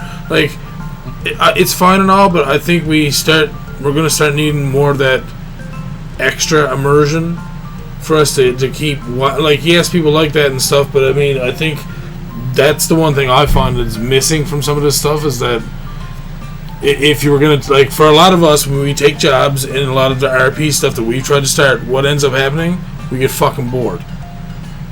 Because we're only allowed to do one thing the way this style of game is set up. Exactly, or even if it's 2 or 3 things even at most, it's still, okay, well, you have 4 people, 3 things, that's 12 different skills. If there's only, 10 in the game, alright, well, someone's either going to lose one or, double up on, and then you got people then worrying about, okay, well, I'm going to need this resource, and you need it too. So now, now we got to share that, and we're doing the same skill. Like that kind of shit don't make sense. But if it's like, oh, hey, I'm a smith, and I specifically deal in making stuff with iron because there's specific things in the game that you require it to be made with iron only. Okay, well, guess what? Now that guy who's a smith for just iron has a specific resource that he's going for, specific stuff that he can make, and like, that job never gets boring. Whereas, like, oh, I'm a smith, I can make anything. Just give me this, okay, everything's done. Here you go, I'm done. Now what are we going to do? I don't know. I understand what you're trying to say, and that's one of the reasons why I bring up games like this. We definitely want to see more survival, roleplay, RPG kind of based games. And we want to talk about these things that we like about them and we want to see get better. And as far as these articles that we're getting from TIG Source forums, unless there's like a video going along with it, we're going to kind of look at what they have here, talk about it a little, and move on. Not really much going on with this. And for anyone who's interested in this stuff, we can definitely make links to this site available as well. There's a lot of games. Yeah. And not only that, it's a forum, so you can actually keep up with these games and talk to the people who are developing and other people who have interest in those games right away. So and that's why this one in specific, I'm really like, yeah, if you're interested, TIG forums. There's definitely a lot going on there. We've actually got a trailer here for this next one. It's called Straycloud. And before we watch this trailer, this person is new to game development, and they're just starting out in Game Maker Studio. This is supposed to be a 2D action adventure game inspired by A Link to the Past and Shadow of the Colossus, with a focus on exploration and environmental puzzle solving rather than the combat aspects. In addition to his post into the introductions thread, this is his post about letting people know what he's about, apparently. His background's in the visual art and the front-end web development kind of stuff. Got some animation and music.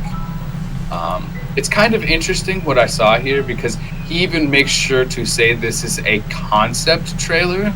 We're not looking at gameplay here, okay, guys? And whenever you're ready to play this, and we can go ahead and do that.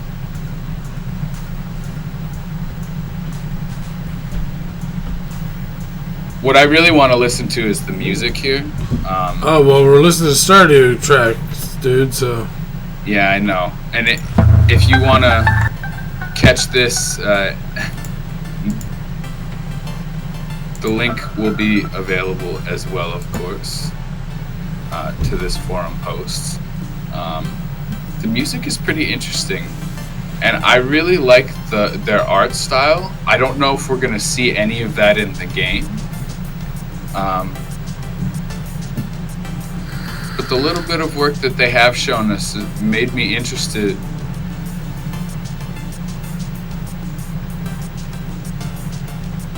You can tell from the video that they have a story idea. Yeah. So far it looks like it could be a point-and-click adventure because they're using a lot of good visual art for it, which I enjoy quite a bit. And I know you're a point-and-click gamer as well, so I mean that's right up your alley. Yeah, that's one direction I hope this could go in. But I honestly have no idea. This is a concept trailer, like he was saying. Yeah. But it gets my attention. When I watched this, I was like, okay, there's a story concept that we aren't fully privy to here that's definitely worth a look. So now that we've seen this, showed you this trailer, I'm gonna keep an eye out for Straycloud. And if we see any more on this one, I'll be sure to let you know.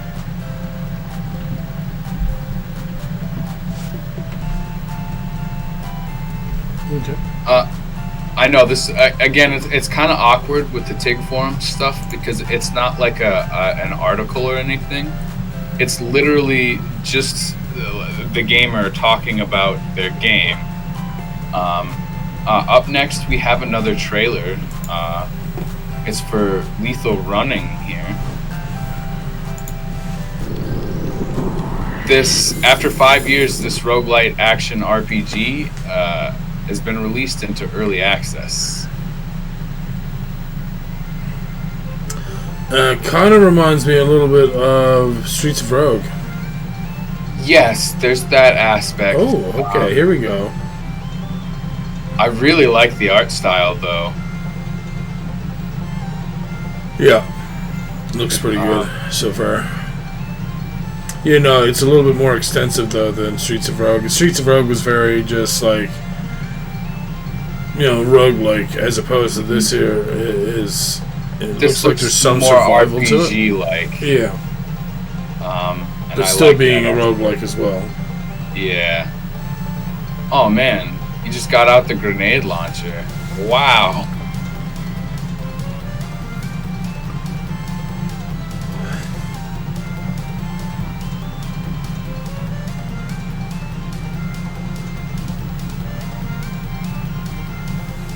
This music is not appropriate at all. Yeah, it seemed a little out of place there. Oh no, the music from Stardew. Oh. And there's a laugh at the end that you're gonna miss if you don't go to the link, but it is A-okay. Or I mean, if you don't get a chance to see the video, I'm sorry. Well, that wraps up the articles from TIG Source forums. That's going to be a fun dive. That and my last source of articles definitely have a lot of stuff going on. We're going to hop on over to Indie Games Plus now to look at a couple games here. You might recognize Indie Games Plus in the podcast from Trailer Tuesdays, but there are games that they don't cover in the Trailer Tuesdays, and I just thought maybe a couple of them should be shown off. Well, I used to cover a lot of stuff from Indie Games Plus, but then I just had so many news sources that I didn't. Yeah. Well, I'm glad you corrected me on that one. I wasn't sure that was the case or not. Lots of podcasts for anyone who's like, why doesn't he just know that? So our first game here is called Lonely Harvest. It's a lovely farming strategy in tumultuous personal times. Lonely Harvest has you working on a farm, harvesting grains, figuring out the best route to take each day to make the most of it. Also, you have a baby on the way. So this is Stardew, but you already have the wife and kid. Okay, alright. You've just found out your partner is pregnant, which is wonderful news for you. The only kicker is that you're starting a new life working a harvester every day, paying off your new home and life with your labor. You just need to be making enough that there's still something left after you finish your work each month to make it worthwhile. To do that, you'll have to carefully plan your route through the fields, maximizing every move. Oh. Not what I expected again, but it looks like you're a big ass spider to me, I don't know. Oh, it does. Your fields are made up of hexagonal tiles, and you'll want to slide the harvest on to similar colored tiles of grain to get bonuses. This means you need to watch what tiles lie ahead so you don't accidentally cut yourself off from a good spot. Worse, you can end up somewhere without any grain, wasting precious turn. Who wrote this article? Wasting precious turn. Steve, never waste your precious turn. Joel Couture. Getting something is always better than nothing while harvesting. If you're a skilled harvester, you can buy items that boost your vehicle speed, its energy, and the value you get for each tile. These make a huge difference, but only if you're working well enough to afford them. This sounds like a complicated management sim. This is not what I was expecting when I clicked this. Lonely Harvests was a quick, delightful game that engaged my tactical mind while also bringing me back to the busy times before the birth of my child. I could imagine what was going through the protagonist's head, swirling questions, worry, joy, as they worked at their task. It's a strangely specific moment, but this mixture of work, emotional whirlwinds, and tactics made for a vivid snapshot of my life not too long ago. Lonely Harvest is playable for free on itch.io. Suichi. Yeah, again, not what I expected, but definitely an interesting concept for a game. It's different. Yeah, there you go, guys. Lonely Harvest. So confused.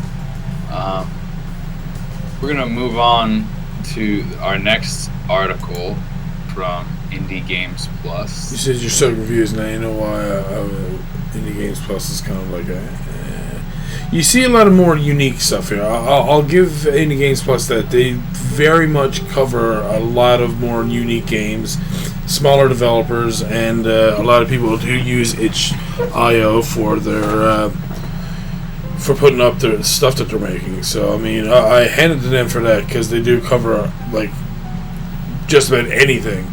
But some of the game choices are very sometimes, like in my opinion. But again, because I don't like something doesn't mean somebody else out there won't like something. So that's why it's always good to cover stuff like this. Pick this game as my own choice. Tadpole Treble Encore makes musical challenges for baby amphibians. You don't hear much about musical games, so I wanted to bring this one to the forefront here just for a few moments.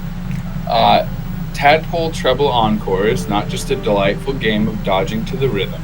You can also design your own musical levels for other tadpoles to lead through.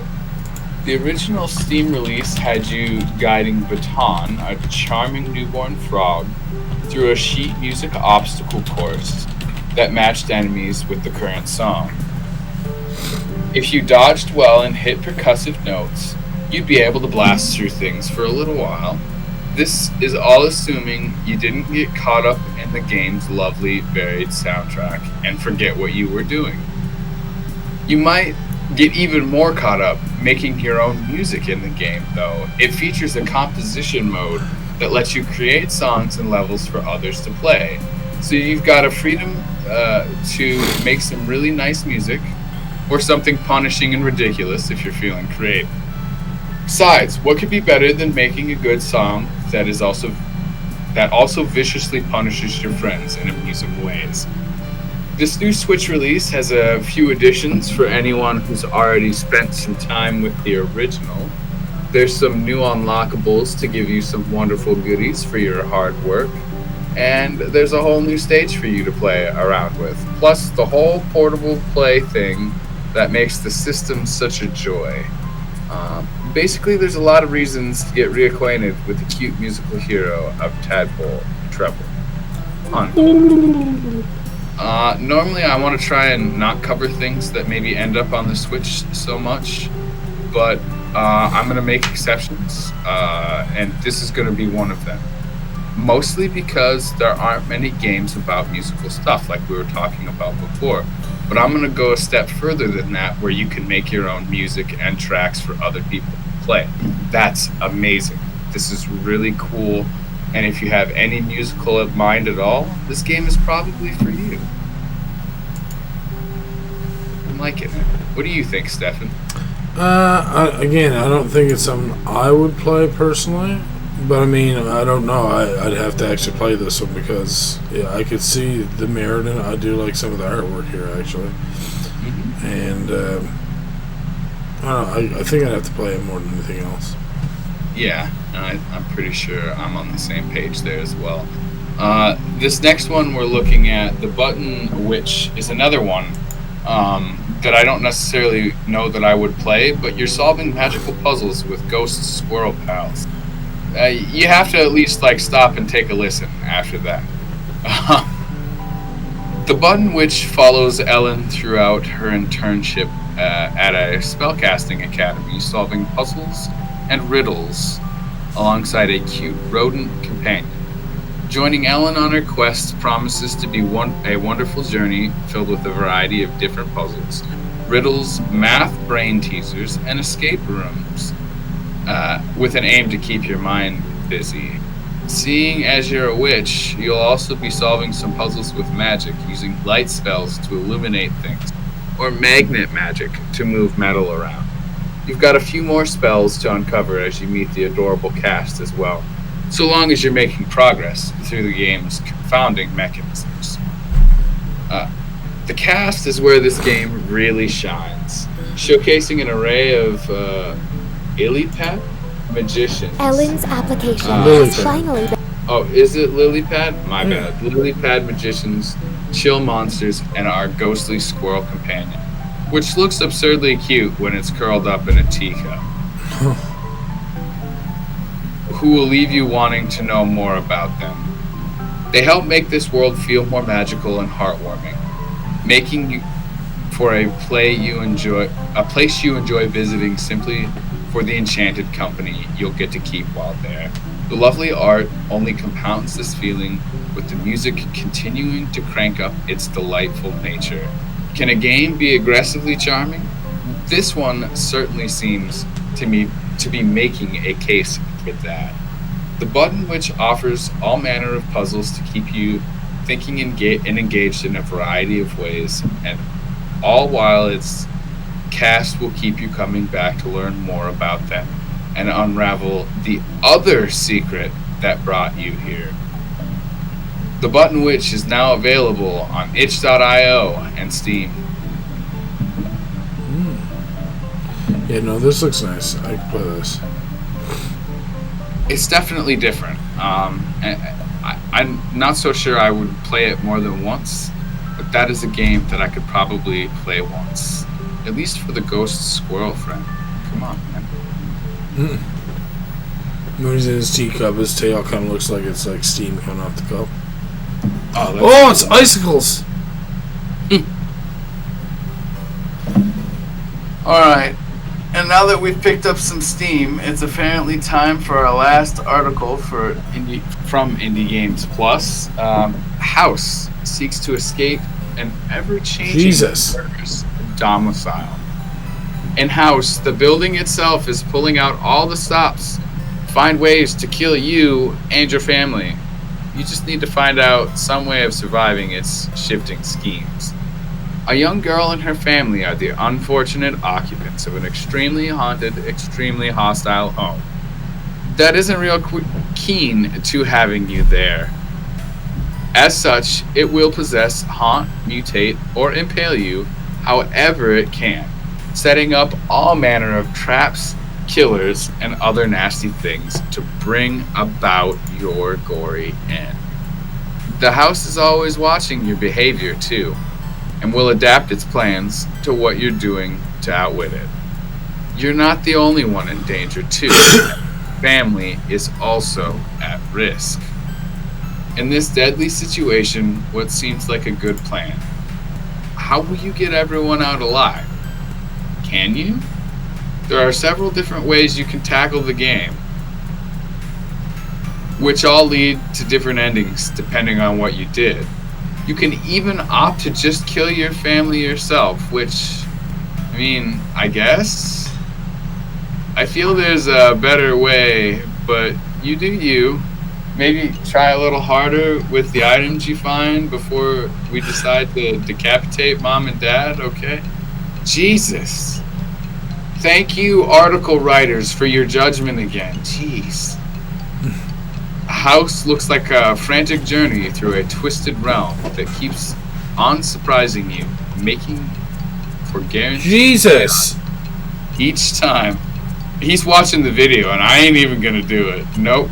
Each time you try it out. Plus, you'll definitely be gasping for relief if you somehow manage to get everyone out of this shifting hellhole.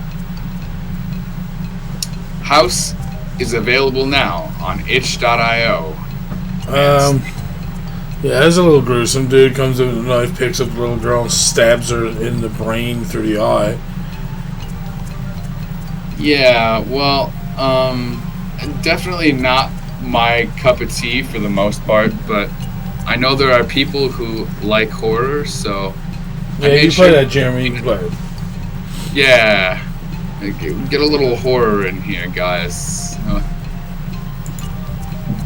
Thinking of people in that genre or who enjoy that genre, but that is enough of Indie Games Plus.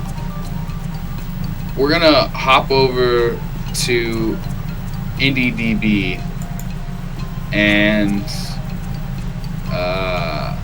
I've already run really late, so I'm not sure how much longer the podcast will be going on for after I take over, but again, Steve is new, so you have to realize that he's got to get used to what he's doing and how many articles he's going to have, that kind of stuff, and then all the stuff that we covered that was already missed since So that it's cool, dude. It's cool. I feel guilty, but a lot of that stuff, like from Retro Dodo, it's like there's some interesting stuff going on there, and I kind of wanted to showcase that. So, real quick, I think we've heard of King Under the Mountain here before on the podcast, right? It sounds familiar. A simulation-based strategy management game where you design, build, and run a settlement in a fantasy world. And then once you're up and running, you can send out groups of adventurers to explore and loot other players' creations, playing out through turn-based tactical combat. You start a game on a randomly generated area map with a few settlers, tools, and other provisions, and slowly grow into a self-sustaining village, town, or eventually a city. You play as one of several fantasy races with their own unique gameplay mechanics. So I kind of heard about King Under the Mountain a couple of times, kind of in passing.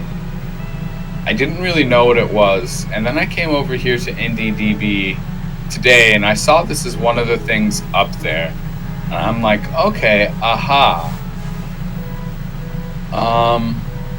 Apparently they spent all this month working on particle effects, which for the most part for me with a game, when you're talking about turn-based tactical combat and management sims, why do we need particle effects? I don't know. Which is why also as we go through the IndieDB stuff right now, we're kind of just going to be discussing things like this, like, was this worth it to spend all their time to update for this on this month? Like, what could they have done better? I'm not saying this is wrong. There's probably something that they wanted this for, but when we can see the inside of game development, when we're not developers, we can ask questions, and maybe we get that step closer to becoming a game dev, because something. Well, I mean, the reason that they're showing all these particle effects, it adds all that, extras into the game that you normally wouldn't see, that you'd be all like, it's not polished. There's something missing from it, and usually it can be stuff like that. So that makes sense. And you can kind of see some of the gameplay in this update, and it's a management sim, so I didn't expect like a lot, but it looks pretty good, and I'm excited to see more about this game, and that's kind of why we're talking about it here. My next two articles from here, or not articles, we're gonna talk about two games real quick here. Void Marauders and Nobody's Quests. Nobody's Quest doesn't appear to have any videos. It's just an RPG, and it got a demo just recently. You help a wandering soul recover its body at your own pace. Nobody's Quests. Feel free to check out that demo. The art style looks pretty interesting. I like it. That's definitely a different concept for an RPG. Very Earthbound. Yeah. So, and I'm really going to point this out again here, especially with IndieDB. Some of this is kind of, I'm feeling out this site and how I want to do things. Because on the flip side, we're going to come over to Void Marauders, and there's 3 videos. And I'm like, I don't even know which one to tell Stefan to play for the live audience or to get his own opinion on it, because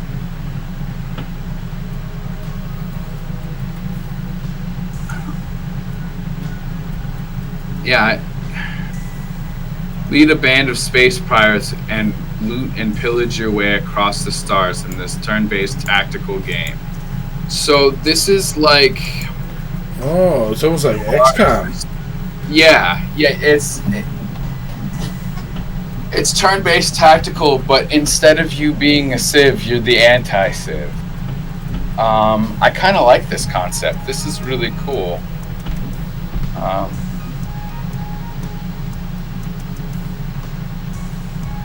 Hopefully this comes up in the queue again. Actually...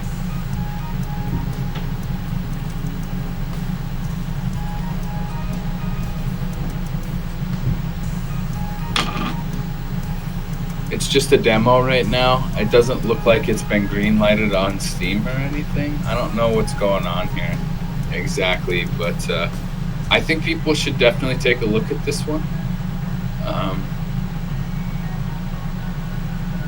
The idea of looting and pillaging your way across the stars is interesting, and the concept of turn-based tactical, I really want to see how that plays out. Oh, and you were saying it's like XCOM. Yeah, it's like XCOM in the actual combat of it. That is really nice. That is cool.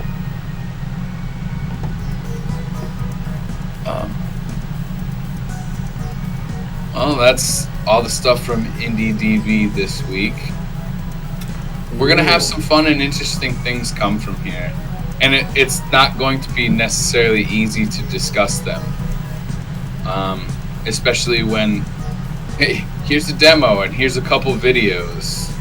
And then completely non-related things. I'm a dev and I'm apparently insecure. I'm not making this up. This is actually in the posts. That's okay, Mr. Jorge. We're not holding it against you. It's just really awkward to see that. That's all I'm saying. And again, we're going to have some interesting, fun things happen from the IndieDB. These are just a couple sneak peeks. All right, guys. This is my last article. And again, I apologize for the pacing of things here. That we're going to get better at it. My last article. I've been watching a lot of play of Dyson Sphere program. This game was made available, rather it was on Kickstarter. It was kickstarted. And now it's gone into early access. It's going to be there for about a year. But you're like, Dyson Sphere? What's a Dyson Sphere? Stefan, would you like to tell us about Dyson Spheres? So, the Dyson Sphere is basically you're building a container, or the best way to describe it, around a star. So, like, imagine putting a huge, big sphere around our sun, and then we lived on the surface of that inside, so that it's daytime pretty much all the time for us. We never have to worry about nighttime or anything like that. And I think like the total surface area of a Dyson Sphere is supposed to be like a ridiculous amount, to be honest with you. It's mostly all surface area because it's ball shaped like that. The reason I wanted Stefan to explain it is because he was going to talk about it a little more eloquently than me. I was just going to say, put a ball around a star, and it's a bunch of solar panels. That doesn't work. Yeah, so it's a megastructure that completely encompasses the star and captures a large percentage of its power output of the star as well. Concept is a thought experiment that attempts to explain how a spacefaring civilization will meet its energy requirements once those requirements exceed that can be generated from the home planet's resources alone. Only a tiny fraction of the star's energy emissions reach the surface of any orbiting planet. Building structures encircling a star would enable a civilization to harvest far more energy.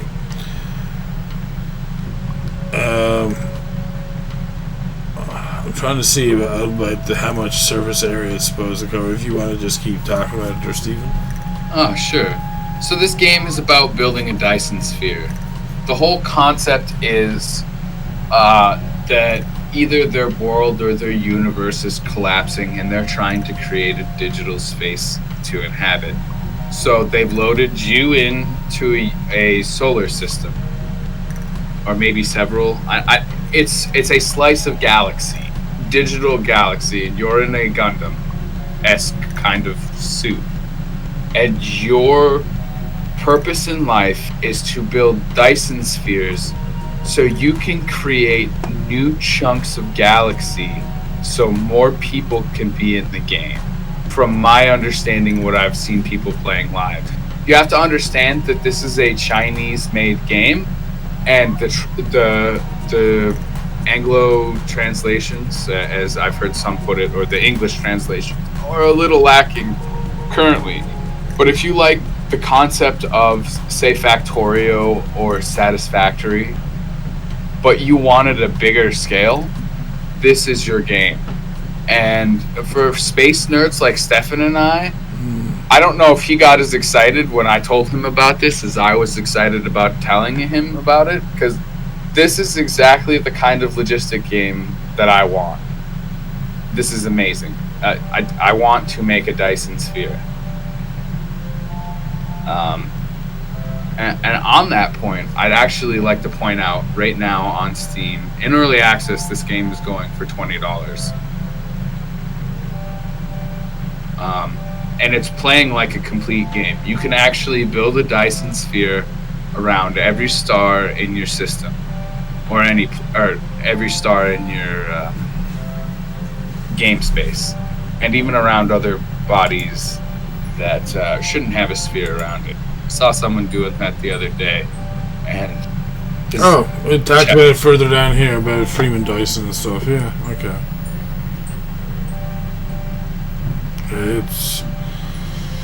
It's supposed to be an insane amount of, like, the surface area of a Dyson Sphere and the inside of a Dyson Sphere is supposed to be an insane amount of surface area. So it pretty much hold our civilization for the rest of time, basically. Mm-hmm. But guess what happens if your star goes supernova? So do you. Well, you think if you'd have the power to encase the star, you could keep it from going supernova. Maybe, but you're... that's a lot of thermodynamics I don't know about. Yeah. We can watch the trailer, or we can move on to your news if you'd like. Well, how long is the trailer? Oh, it's only a minute long. You might as well watch it. Yeah, so Youth Cat Studio is based in I believe that's Chongqing, China. This game is solely Chinese made, and that's why I was talking about the English translations aren't quite there yet. Okay. But the gameplay is very solid. It makes me want to play this game so badly. Like I said, like if this were the game at the end of the podcast, I could probably play it for 24 hours straight right after the podcast. Jesus. Yeah, I know. I have a problem.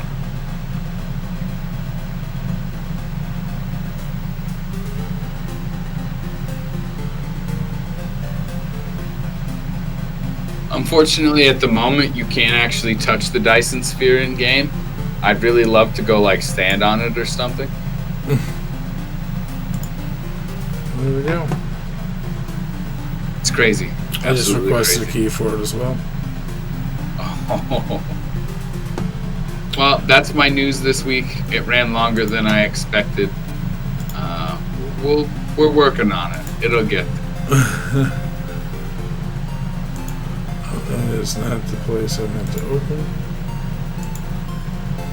And now we hand it over to the man, the myth, the legend. It's me. Alright, so I'm just trying to sort out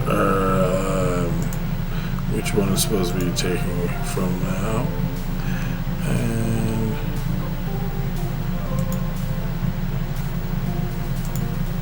I'll just say again that I think we have a lot to be excited for in the future here as he's sorting out. oh yeah, there's going to be a lot more to be excited about very soon. What the hell is that? It's not showing me the right one. Oh, and one last thought as to any of my news. If there was something you didn't like or news maybe you'd like to see appearing, please, on Twitter, at 67Cyrus, talk to me about my news. I would enjoy that. So I'm also in the process right now of shortening up my part of the podcast right now because, like I said, I want to make sure that we don't go too far over. We're already running a bit late now. But we are going to start off with the best of Steam because everyone loves the best of Steam. So let's go and pause the starting music because we no longer need that. There we go. First game, Steve, if you're ready to look it up, is called Vermitron. They're coming. Get ready to defend your lovely flower from invading insects. Prepare your bug spray. Call your hollow pet, fortify base, and don't forget your mission. Find a watering can. Sounds strange, right? Action arcade, twin stick shooter, arena shooter. You ready over there? This is not the store page. I want to look at it on the... Yes, I am ready. So you have Vermitron loaded up there? Yeah. Alright, press play. Ooh, I like the art style on this. Like right out Very ZX Spectrum. This is why I loaded this up.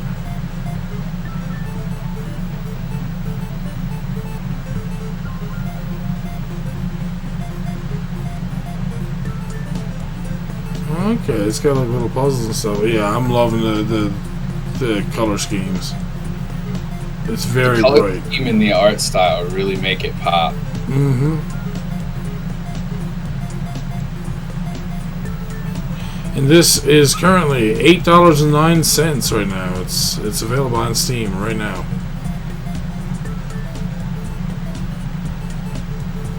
And get the watering can. Okay, so I guess each floor that you do has a different, set of stuff you have to do and get the watering can and stuff. So that's kind of cool. I like that. Watering can is life. Oh, kitty. I like the price on this right now. Yeah, it's not super expensive. I mean, $8. A lot of color, a lot of detail. It's best of Steam, guys. If you've never seen this before, games and genres that you might not even be aware you like this is a twin stick shooter, and I'm like, sign me up. All right, our next game is called, Steve, One Dreamer. Help Frank, a burnt-out indie game developer, rediscover his love for video games while struggling to release his debut title. Reprogram objects, fix bugs, and solve coding puzzles as you journey through the English voice story of One Dreamer. Coming out later this year. Let's turn this up and press play. The art style is fantastic. Oh my goodness. While the world moves on without you. As you're slowly suffocated by death and crushed by reality. You begin to wonder why you started this project in the first place. VR2. I remember Jesus. a time when video games were everything to me. When they saved me. Maybe things were different back then. Maybe it was a simpler time. But the memories I have of adventures, Wait, why is he... What? of people coming together. I want to keep them alive. And I want to make sure they're passed on to the next generation. There's a lot going on in this game. Yeah, the light effects are fucking amazing in this too. I'm loving all the. Oh wow! Oh my goodness. Aurora Borealis. Yeah, the Aurora Borealis is like breathtaking.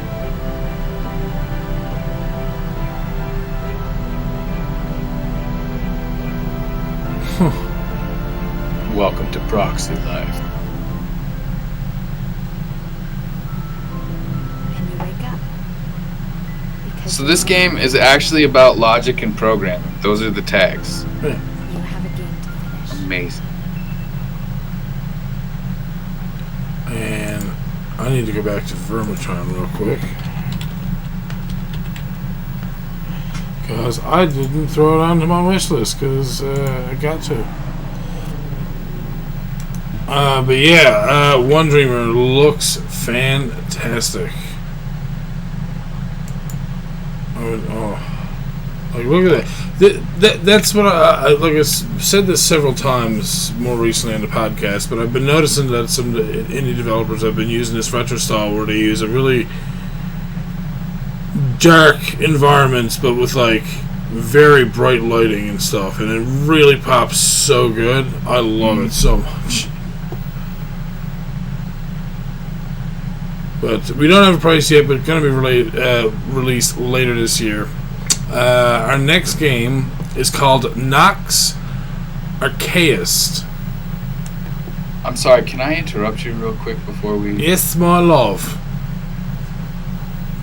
The game has a free prologue. One Dreamer, the prologue is free on Steam right now. Yeah, a lot of the games are getting prologues now. It's what they're using to try and suck people in, and it works. I think you're going to be interested in this one, though. Nox Archaeist. Let me know if you... I got it. You got it? Alright. It's an 8-bit RPG modeled after the iconic games of the 1980s. You control a party of adventurers who travel the realm, talk to NPCs in towns and castles, explore dungeons, and fight monsters as you seek to save the world from a terrible danger. This came out already in... Oh, wait, what? Oh, it was supposed to be released the 12th of December. It's planned to be released today, but obviously it has not been released yet. I have access to it. I could buy it right now. Oh, what's the price tag on it? 20 USD. It's 20% off right now. Oh, wow. I'm going to add this to my wish list already because I already know kind of what this looks like, but let's give the trailer a watch, Mr. Six. Go. In the world of Nox Archaeist, you are an agent of the Crown, investigating a mysterious cult that threatens your home in the Isles of Winmar. After surviving a terrible shipwreck, you It's enter OG. the town of Everton. Speaking with the pubkeeper, you learn that there is someone else in town who may be willing to help you. join forces, and, after buying new weapons and armor, you head off into the wilderness. Soon, you discover other companions and other enemies. Ooh. When you've earned enough gold, you purchase a sailing ship and venture forth on the high seas. Yeah, so you can see why I like this, On a right? island, you find a passageway into a deep cavern. Here, This is you amazing. discover the cultist. Yeah, dude. You uncover a sinister plot that threatens the existence of your world. Strap on your sword, dust off that Gender, spell, other. and Well, explore the realm of Nox. this is 2021. Yeah. That's another wish list game. So that's 3 in a row. Whoa! Steve Wozniak, a new role-playing game, was just released for the Apple II computer that I invented over 40 years ago. I appear as an NPC in the game, Nox or Kaze. Whoa.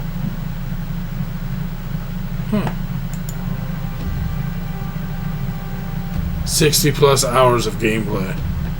Jesus. Wow. I think Steve is going to add that to his wish list. Mm-hmm. Alright. Next, we have one that's very interesting called Tanuki Justice.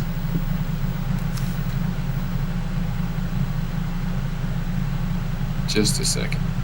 Yeah.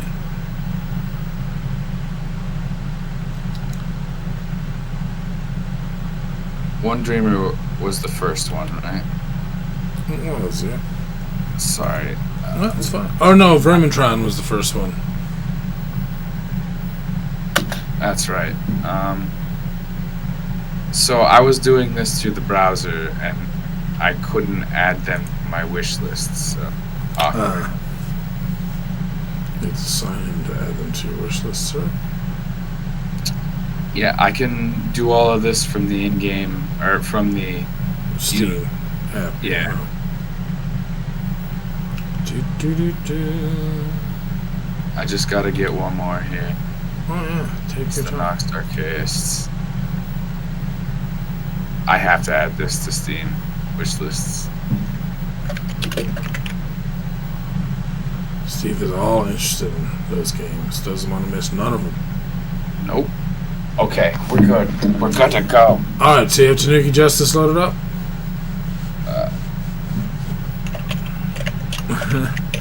Inconspicuous combination of a platform. Wait a minute.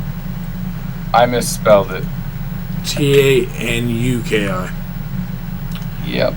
Inconspicuous combination of a platformer bullet hell with cute pixel graphics. Tanuki Justice will challenge your precision jumping and shuriken throwing skills. Coming out Q2 of 2021, this is precision platformer difficult action. You ready to play the...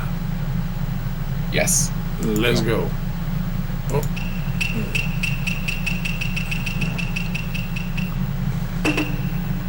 Oh, what? Oh my goodness. That's why this game is awesome. Okay. So, if you guys don't know what a Jellos is, yeah, go look that up on Steam and go buy it immediately. Oh my god, this looks crazy. The art style makes me want to play. Yeah, dude, this is... And then the music on top of that.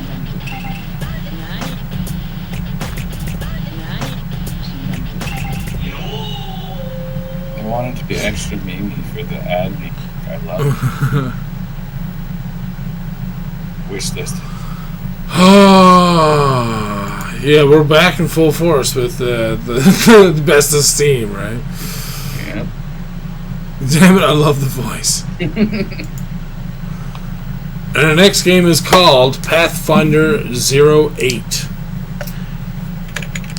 Pathfinder 08 is a fun and challenging adventure. It is a platform game with a focus on exploration and retro inspiration with some RPG elements. Action-adventure, 2D platformer, Metroidvania. It's coming out tomorrow.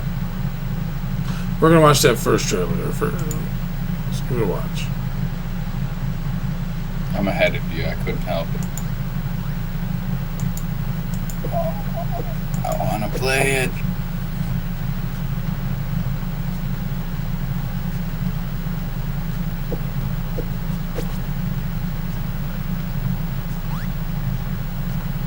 Okay. Jesus.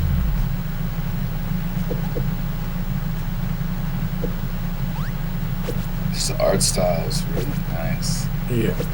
I like it as well.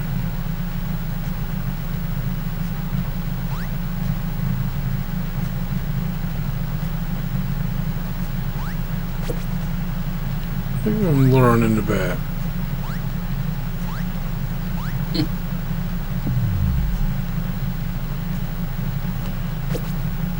Sometimes you just gotta lure in a bat.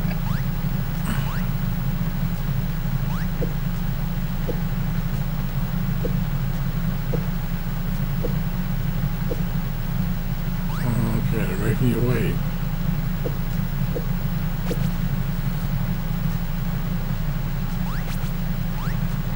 Not sure what he just picked up there. Oh shit! Yeah.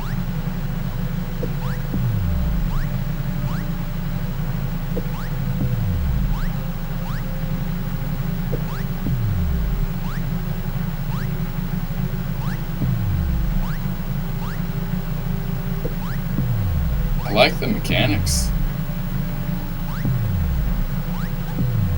It broadcasts well both of the things that boss does. Wait, you died and you end up here? And you can sparkle fly? What?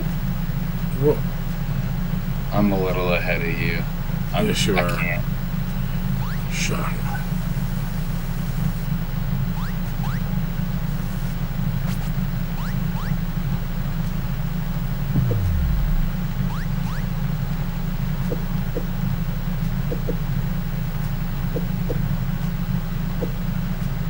Get real invested in this fight.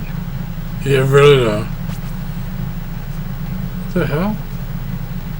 I want to play it. Oh my god. Alright, We so yeah. watched both videos. That's what it was. Oh, is that what it was? Okay, so after that boss fight, just, okay. Yeah. Either way, looks like a pretty good game. And it comes out, like I said, tomorrow apparently, so. Not sure how much it costs already. What? Out in the US already. Oh, how much? USD. How much? $5 USD, $4.99. Oh, wow. That's very cheap. It doesn't look like it's a bad game at all. I like the art style. I like even like the music. It was kind of nice. All right. Our next game is called Annalyn. Oh, if this does not feel like an 80s arcade game, oh man. Handheld is a 2D platformer made in the style of arcade games in the early 80s. Collect the coins, grab the bonus foods, and turn the tables with blinding rubies. Think you've got what it takes to go for the high score? Not really. It's supposed to come out again tomorrow, but we'll see. Action arcade platformer, 2D platformer, 2D.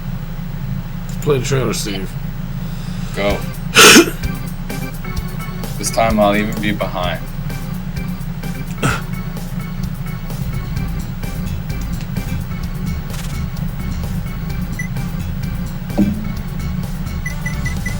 Very retro art style. Yeah. So is the gameplay. It's very Pac-Man-like, I found. Oh yeah. I like the animation on her hair when she jumps and when she moves. That's well thought out for the generation that they're trying to emulate. Oh, and the waterfalls, and wow, there's a lot of detail. I love it. Kind of reminds me of Spelunky a bit. Yep. Some Donkey Kong Jr. aspects there. Yeah. Oh my god. Yeah, this looks like it's hardcore. But I think it's you're supposed to collect all the coins, which reminds me a lot more of almost like City Connection and what's that other? Well, Pac-Man, obviously. There's another game that I got in my head, but I can't think of it. Rabbit Roll. Yes, that as well. But that no, I was thinking about this game where you're a bird, or is it a bird? And you're collecting a bunch of other birds. It's for Nintendo, but I think it's for Famicom. But I've seen people speedrun it a bunch of times. It looks fun. Jousts? No. I know Joust. I when you say bird collecting birds, that's just the first thought I have. So yeah, Annalyn. Oh, God. Is it available to you guys already? No. Okay, I was gonna say.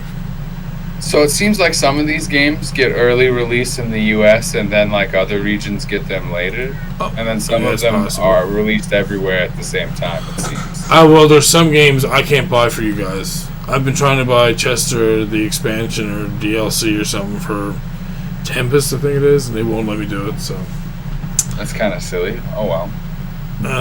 Let's see. Up next, The Last Faith. I'm just going to do everybody a favor right now. Just hit add to your wish list. Just do it. And then we'll watch the video, and then you're going to be like, yeah, I don't have to do anything now because you already made me do it. And then if you don't, well, I mean, it's just unwish listed. It's fine. Last Faith is an exploration-based Metroidvania, action side-scrolling platformer with dark and gothic themes at its core. It was a Kickstarter. And now we're watching the trailer. Got horses.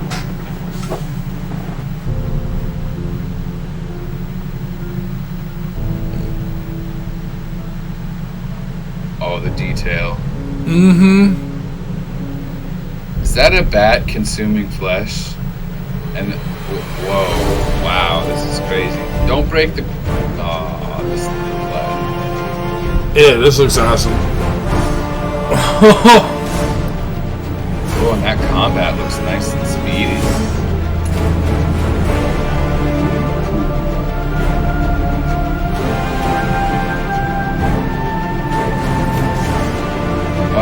2021. Just says 2021 for now, yeah. Oh my gosh.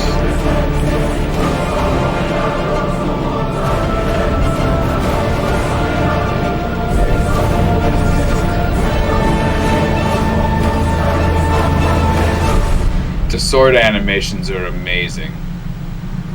Whoa. Oh my god. Want to just fall for a while? Oh wow.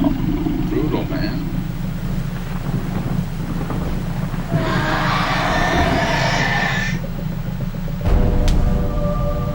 Is this supposed to be 2D actual Dark Souls? Oh. So yeah, did anyone have to unwish list that? I'm just... Oh shit. It's still going. Oh shit. Oh my goodness. 3 kings instead of 4? Yeah, there's something Dark Souls about that game. Not that that's a bad thing. Yeah, very... Oh. Those Hydras look sick, dude. Yeah. Couldn't wish this fast or hard enough, Jesus. Yeah, no, that is... Oh. Anyways, again, I got a lot to cover, so moving on. Next, we have a game called Blue Flame. The art style's a little bit basic, but I think the gameplay is there. Blue Flame is a fast-paced, top-down action game set in a medieval fantasy world. Take the role of the last pyromancer, restore order to the kingdom, which fires only emit cold. Okay. Alright, let's go.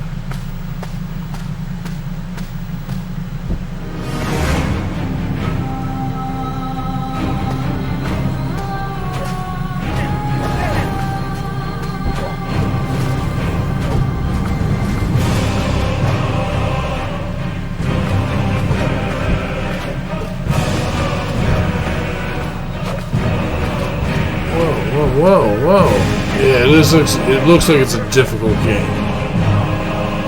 Yeah. You said the art style is a little bit lacking, but no, I think it's alright. Yeah. I wish-listed it even though... I think it'd be interesting to play. It's just, I think, obviously, they need to... Like, they could probably remaster this at a later time and make it even better, I think. Yes. This is also coming out tomorrow. There is a demo available if you'd like to try that out.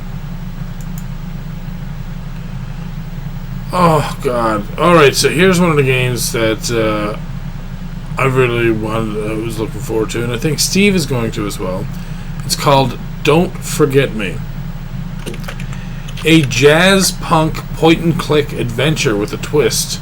Don't Forget Me is a new breed of puzzle game. Dive into the memories of your patients, use your own observations to unwrap their minds, and uncover a dark conspiracy set to claim domination over humanity. This is to be announced. What's that? That's Dominion, sir? I'm sorry. I couldn't. You're going to do it to me in the future. Cisco is going to be all over that. Don't worry about it. Alright, let's watch the trailer. Well, what? Yeah, and the art style is fantastic, by the way. Is that a head laying on your crotch? What? It was, too.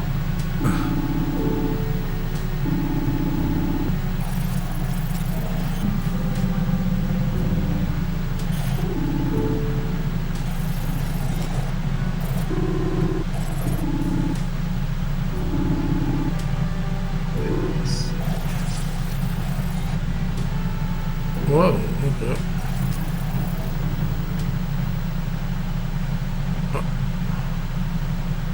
That is a very confusing trailer.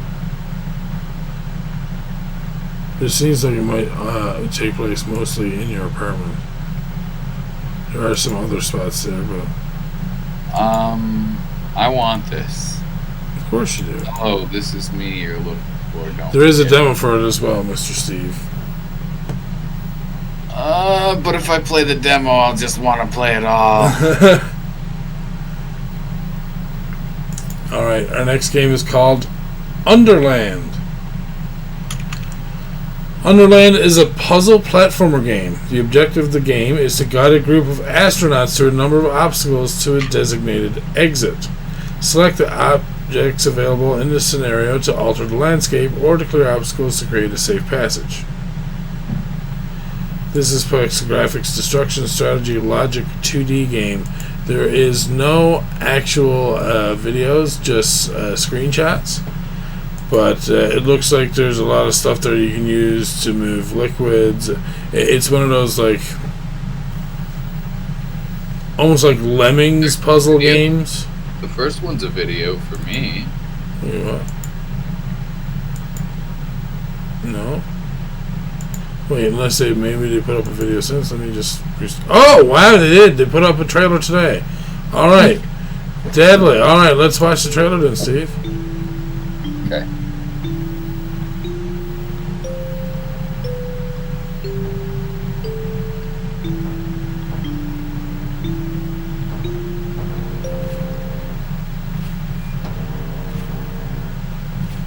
You're right, it does look Lemmings-esque. Very much. You know what else it reminds me of a bit, though? That Canon game that you used to play by yourself against the NPC on old Windows 95 computers. Oh, not Scorched Earth, Pocket Tanks. Yeah. Whoa. What juice. You're so sick.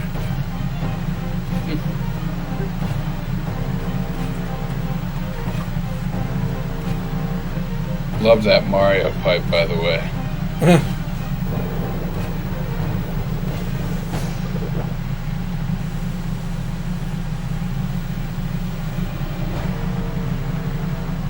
Underboob.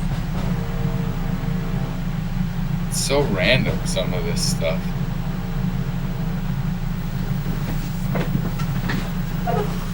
Oh, this is not coming out until 2nd of February, but I like the color scheme in this one too.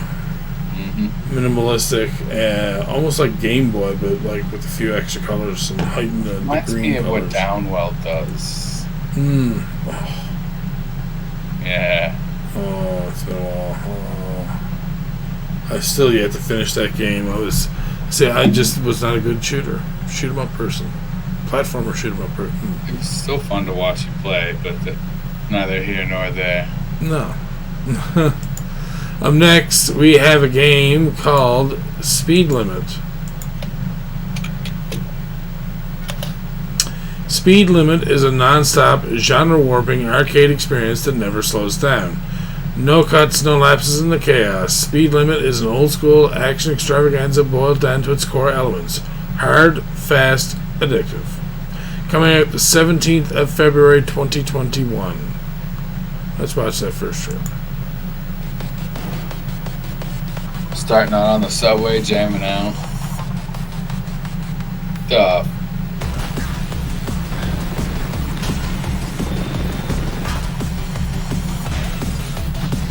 So this is violent.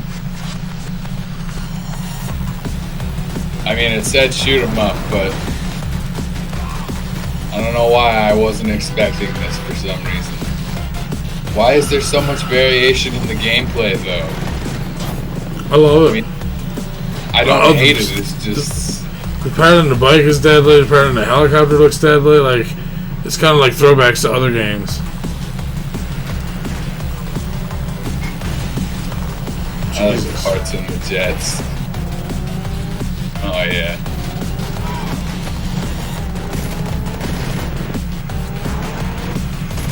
And there is a demo available for this as well for anyone who'd like to give it a go.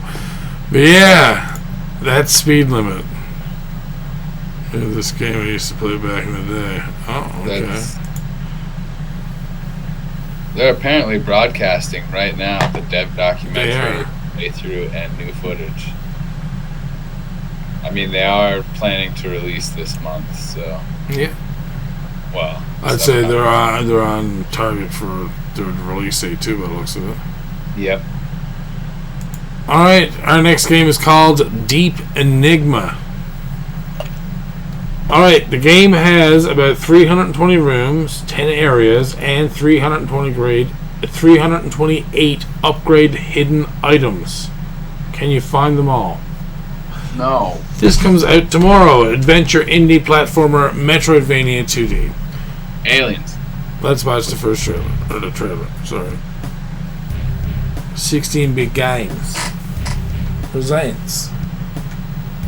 Oh, I said 16-bit. That's 1-bit games, actually. Mm-hmm.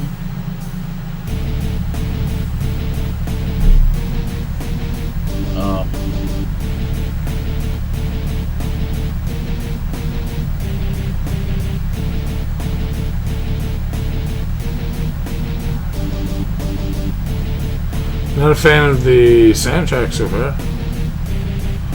And some of the gameplay looks a little lacking. Yeah, I was gonna say the music is like passable, but they could have done so much more with that soundtrack, like that song. It sounds like a bad Sega Genesis game soundtrack.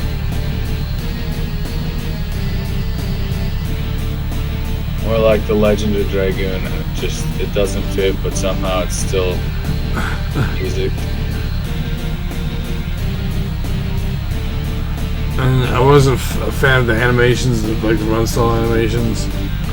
Oh, some of The way this. you drop, you jump looks a little awkward. Mm-hmm. Like you're just a rock. I don't even drop like that when I jump. I like to my Whoa. feet quickly for my size. So, yeah. What was that thing where you turned into a small spaceship? That looked kind of fun. What is this, like Blaster Master in reverse? Yes. Oh, okay. $10 on Steam. Oh, it's already here for you. I'm not going to wishlist this because I don't think I'd enjoy it. That's just me personally. Oh, it's another one for Steve to be happy to look at. The Dark Side Detective, a fumble in the dark. Delight your room with sage and pack up your travel-sized Ouija board. It's time to enter Twin Lakes, America's 34th most haunted city. Join Detective McQueen as he puzzles his way through 6 chilling cases, risking life and pixelated limb to solve the macabre mysteries that plague this poor town. Coming soon, point-and-click investigation detective comedy. Let's watch the trailer. Yeah, that was a squeaky door. That scared me. Oh no, yeah, it's that.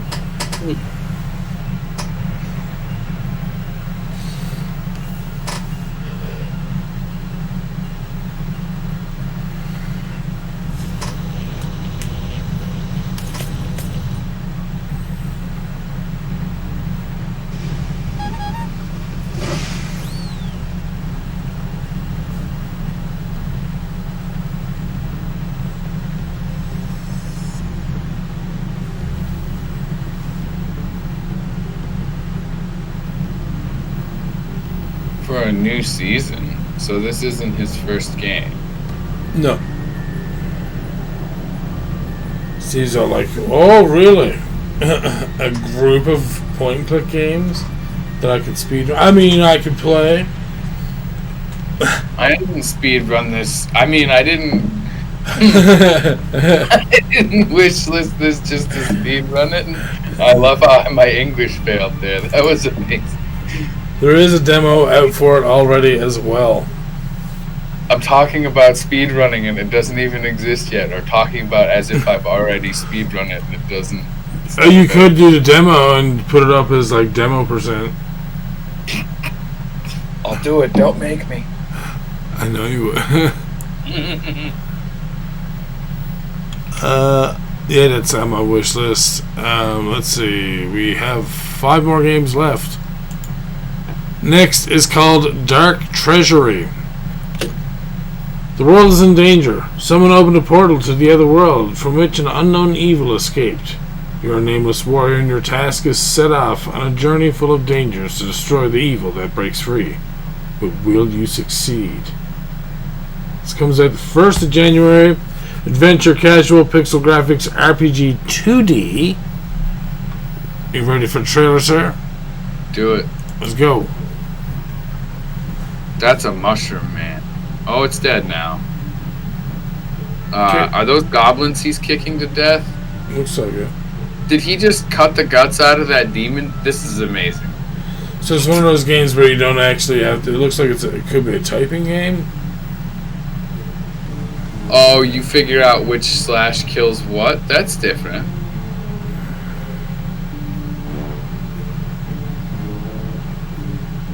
Yeah, it looks like that gets incredibly hard, though. Some people like that, dude.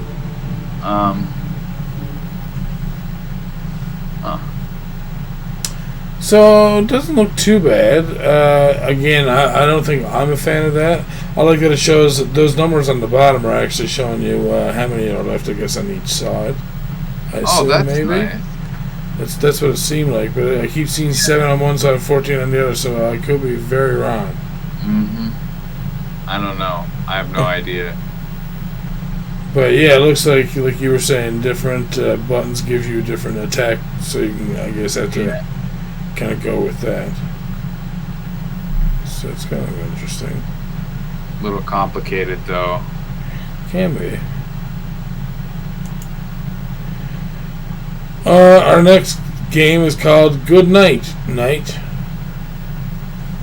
Dynamic sneak and slash RPG that mixes procedural generation with handmade puzzles and a darkly humorous story. Featuring heavy-hitting, deliberate combat, robust stealth mechanics, threatening enemies with unique movesets, and a vast array of game-changing items to discover. It's coming out on the 16th of February. Early access RPG adventure indie stealth. Let's watch the trailer.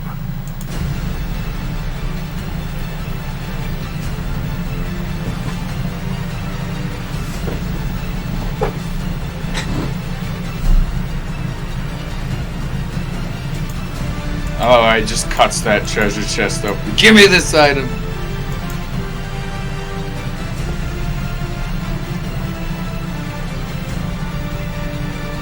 Those bosses are different. Yep. British humor. Oh god.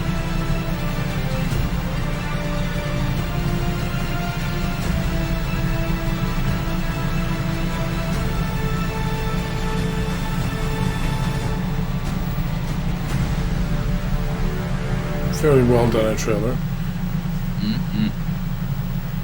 Oh wait, Game Hunter, I think he was talking about the detective game, saying he has the previous game in the series he didn't know. Mankind get close to my birthday several times. It's like the second game releasing near my birthmas. I like a combination of birthday and Christmas, birthmas. I love it. It's good. I like it. Keep using it. Never stop. Yeah, I think I can play this. I added it to my wish list. As did I. There's, once again, also a demo for that one as well. Lots of demos tonight, guys. It seems like it has the Legend of Zelda aspect to it, but a lot more dungeoneering, so that's good. That's cool. Yeah. I'm surprised stealth is a big thing, though. You probably get bonuses to, like, attack and stuff, I would imagine. Probably. Oh. The next game is called A Day. In A Day, you'll be able to control 8 different characters in a 2D side-scrolling open map. Give them life by chaining their actions and reach for the highest score possible. This day is yours to make. Let's watch the first trailer.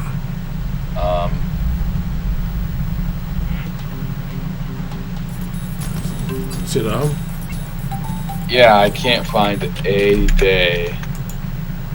A, the letter A, and then day is another word. Uh-huh. Oh, really? Yeah, no, A Day.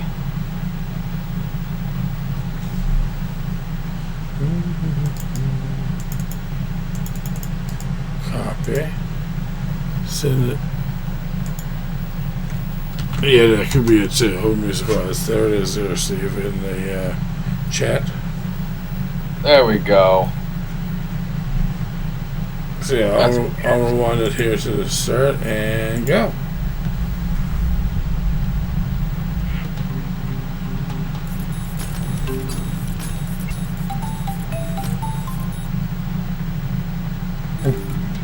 The fuck?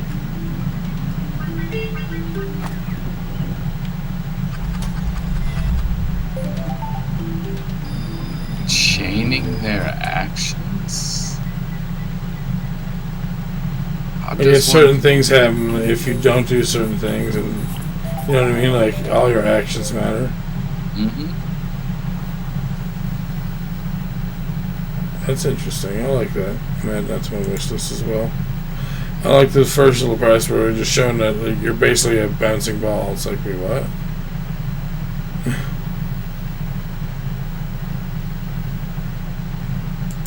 Alright, next game is called Tower of Samsara. Hidden Treasures. Summon the forces of the sun to face tough enemies in this hard Souls-like puzzle platform 2D. That's not a sentence. When a long-dead Plutonian is resurrected by the primordial light of the sun, seeking for a champion to avoid its impending doom. Early 2022. Metroidvania, Souls-like, 2D platformer, 2D. There is a demo. By the way, I'm already adding to my wish list because if I'm not mistaken, you will too. So let's watch the trailer, the first one.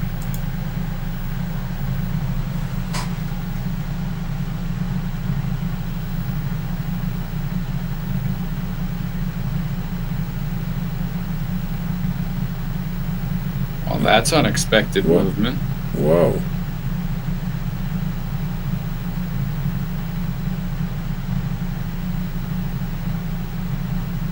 I feel like I've done something similar to that before, actually.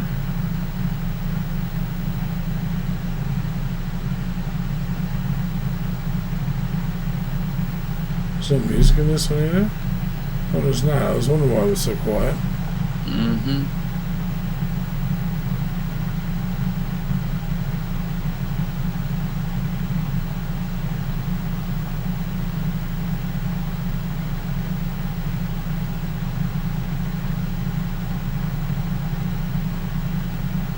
Kind of wanted to see a boss fighter, like fighting like some mobs. And it was Souls-like, hey.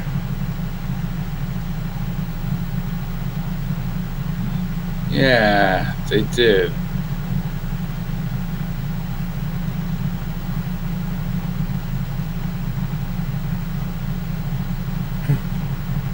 Okay.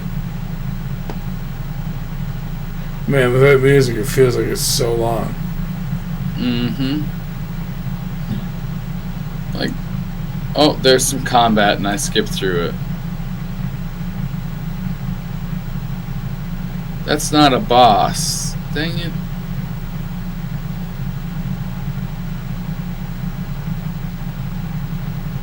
Okay, we should have watched the second one. It's got music. Alright, let's watch the second one. Oh, it's only a minute long, so there we go. We actually see some combat too, which is nice. Mm-hmm. I like that we see different areas too, instead of walking in one area.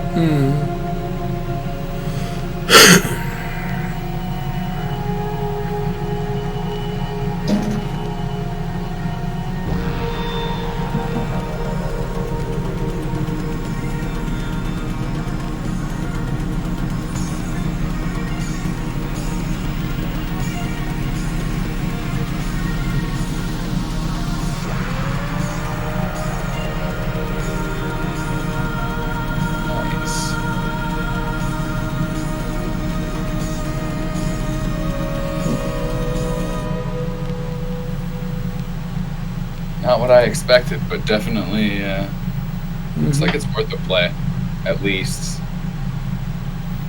I have wishlisted. Nice, as have I. And our last game that we have here is called... Oh no, this is the game I was thinking about, yeah. Last game that we have here is called Arcadian Atlas. Arcadian Atlas is a 2D isometric tactical role-playing game with the choices people make in pursuit of things they love and the havoc it wreaks on a kingdom. Twin Otter Studios sounds very familiar. Turn-based tactics, tactical RPG, pixel graphics. Let's play that first one, Steve. Do it. Twin Otter. Oh, wow. I like how that played into the... Wow.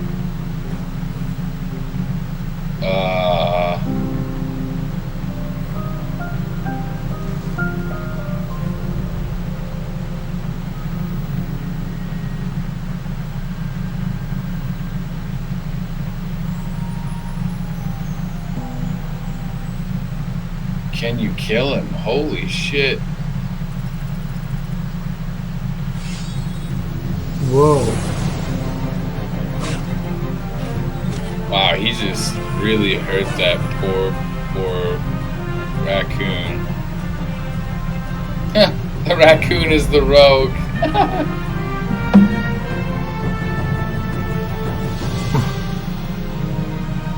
Wait. Hold on. No. Hold on. Pausing right here. Who's this guy in the brown right here? Does it look familiar at all to you, Steve? I think Final Fantasy Tactics, the first one. Oh, wow.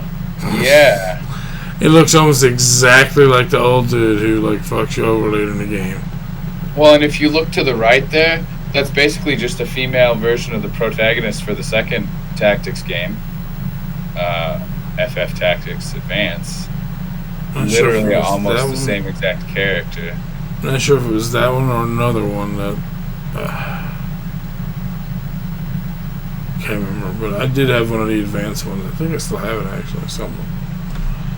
Alright, but yeah, no. Oh, trying to take it off this one. Here we go. I added that to my wish list. Now, let's watch the second video because we want to see more of the actual game. Yeah. Right now, don't go buying stuff, isn't it? That's what this is all about. No. It's literally a 10-second video.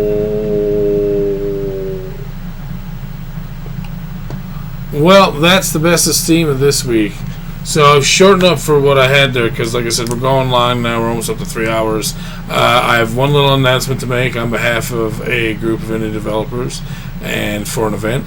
And then I'm going to cover some news from Destructoid. Then we're going to be done for the night. So just to give you guys a quick heads up.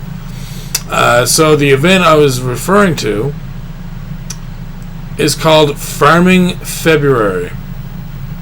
February 1st to February 8th. It's an event where apparently developers, some streamers are getting together. They're going to actually have a camera set up inside of a chicken coop.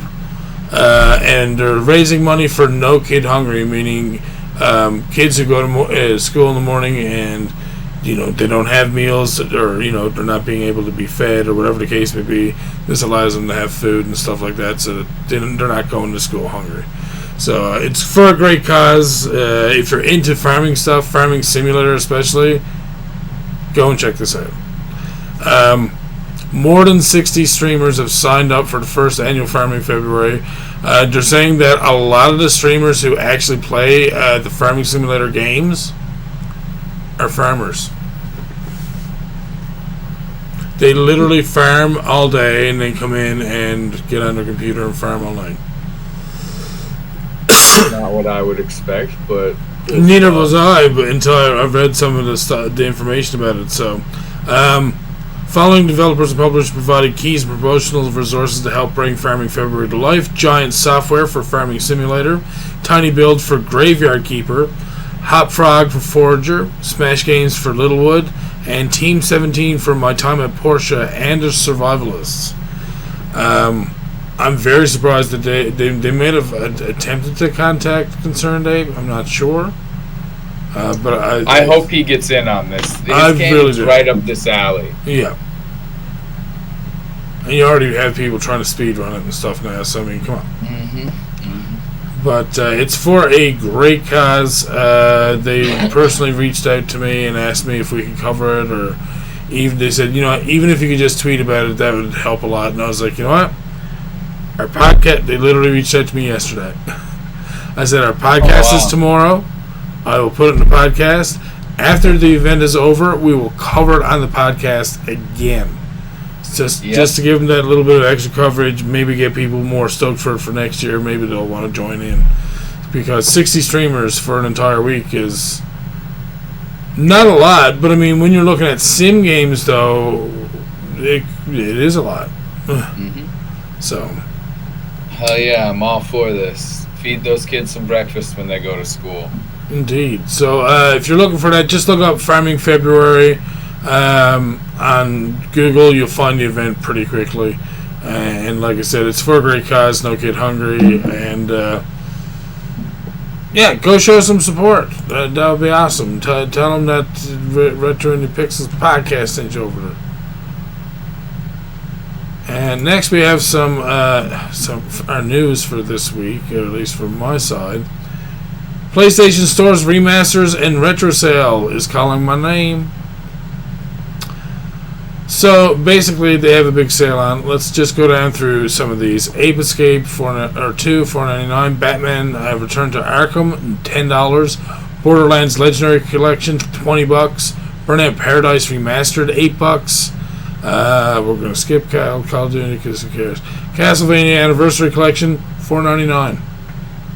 Contra Anniversary Collection $4.99. Crash Team Racing Nitro Fueled $16. Dark Cloud $6. Dark Cloud 2 $6. If you haven't played those two RPGs, I suggest you go play them. I have not played too much of them, but the little bit I have seen looks fantastic. And I have Dark Cloud 2 here somewhere on disc, so I will play it in the near future. Day of the Tentacle Remastered. Steve is a point-and-click guy. Day of the Tentacle $3.74. That's not bad. Dead Cells $12.49. Dead Cells: The Bad Seed $3.49. Dead Rising $6. Dead Rising 2 $6. Destroy All Humans $5. Destroy All Humans 2 $5. Devil May Cry HD Collection for $15. Doom for $2.50. Doom 2 for $2.50. Doom 3 for $5.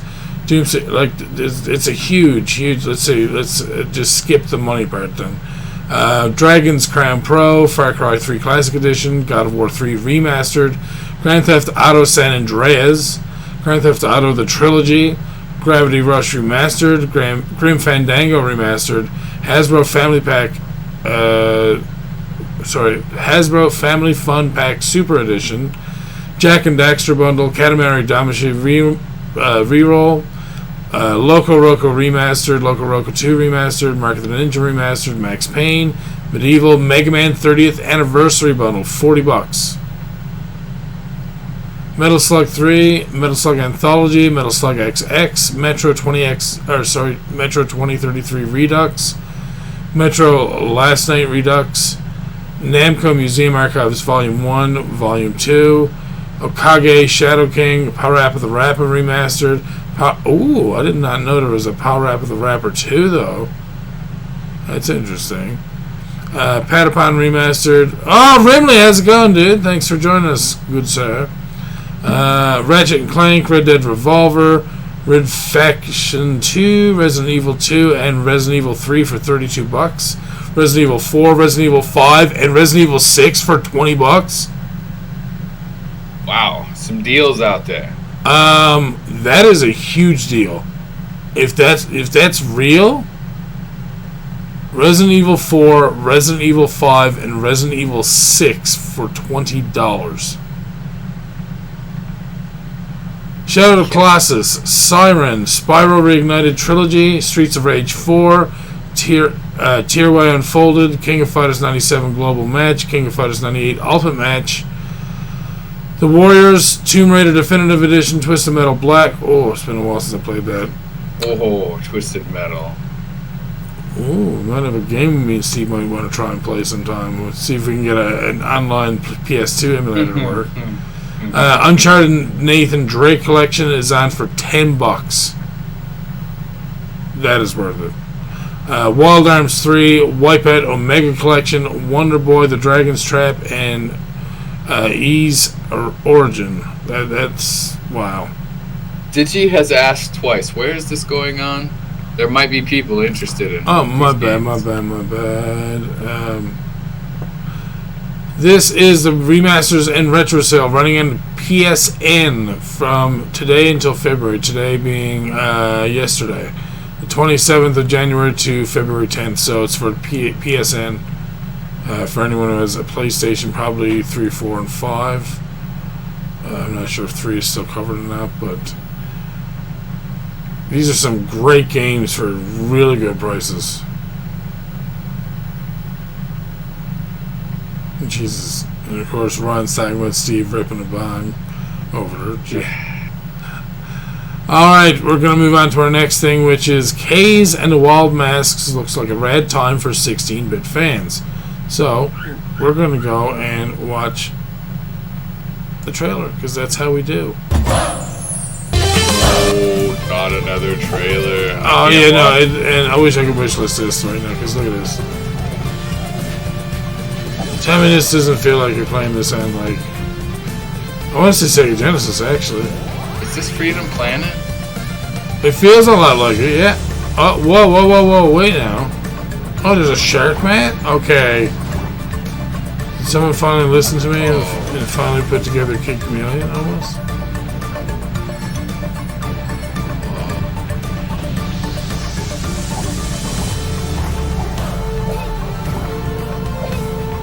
Okay, yeah, this reminds me a whole bunch of Freedom Planet. It gives me a little bit of a Donkey Kong Country vibe, too. Oh, you know what? Now that you've said that, yes. Very much like Donkey Kong Country. Like, this is, if you put those two games together, that's what you get. Oh, wow. I really like that. That is fun and interesting. I'm sorry to hear that you got your PSN hacked, did you? Yeah, it looks a bit like Shantae. Yeah, that's true as well. Yeah, I haven't played enough Shantae either. Most of the Shantae I've watched was Game Hunter playing, which was actually very fun watch as well. Oh God! Our next thing is Ghosts and Goblins Resurrection. No. Has 4 difficulties, and here are the differences. The easiest mode has on-the-spot revivals. Oh, okay. Wow, that's nice. Going from the highest difficulty to the most forgiving. Page mode, you can revive yourself on the spot. Squire mode, you can take an extra hit, and there are fewer enemies. Night mode, you take an extra hit. Legend mode, your armor can only take 1 hit, and there are more on-screen enemies. So basically, original mode to your pussy mode. No. Have no fun. Have a bunch of fun. And you could be at either end of that spectrum based on, your style of play for that game. So I like that. It's definitely at least coming out on Switch, by the looks of it. Oh wow! Whoa! They actually changed up. Like, is this a whole new game?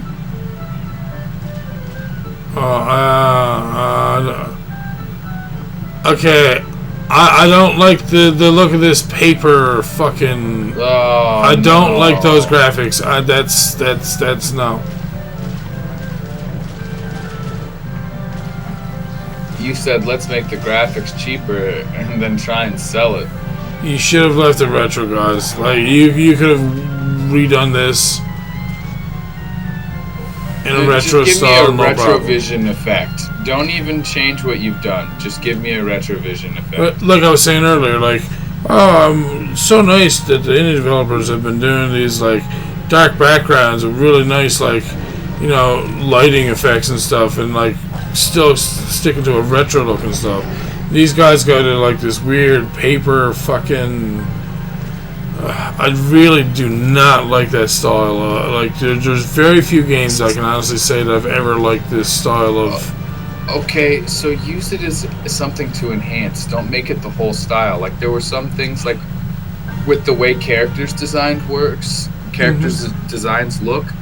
That yes, I can see what you're trying to do, but just have it as an additive effect. Do not make that your whole art style. Yeah, like that big ogre guy, he's got like that fur on him. That looks kind of cool. I like the way that looks. Like, where his skin should be, he's got that like textured hair. Yeah. That looks kind of cool. There's a place for it, but it's not the whole game. Yeah, I don't. And obviously they added a bunch of new stuff. It's obviously not the same game, so that's cool. I like that they basically made a new Ghosts and Goblins game, but I just don't like the art style. I gotta say, I agree. Oh wait, you never know though. What? Give me 1 second, real quick here, because apparently I lost that one thing.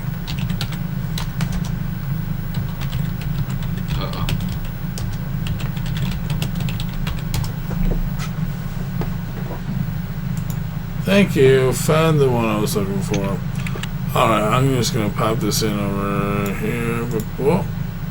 Alright, so get set for Festivale and Animal Crossing New Horizons. It's almost time for the snow to thaw in the bright and cheerful world of Animal Crossing New Horizons. Already waiting in the wings in the newest seasonal update, which will see Nook Islands prepare for the colorful coming of Festivale. Beginning January 28th, Nook Island dwellers will have an opportunity to pick up a selection of limited edition party-going clothing from the Able Sisters, as well as some feel-good animations with the arrival of new reactions Viva, Let's Go, Feelin' It, and Confetti. Also arriving during this period are special items to help lovebirds celebrate Valentine's Day, including outfits and presents for that special fuchsia in your life. Festivale itself will kick off on February 15th, heralded by the arrival of dancing sensation Pave, who will bring an electric atmosphere to your local plaza. Gather hidden feathers from around your island and gift them to Pave to get your peacock pal bustin' moves.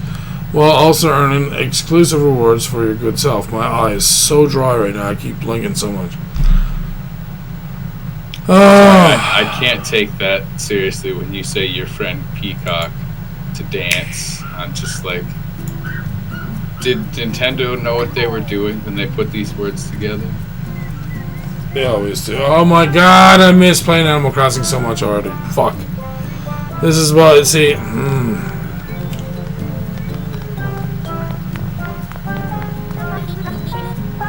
life-altering things had to happen to that stopped me from playing Animal Crossing. You'll be able to get back to it. Oh, I know. And you know, I know that I have all you guys there with the game ready and waiting to play too. And that makes me happy, because that means I'll always have awesome people to play with.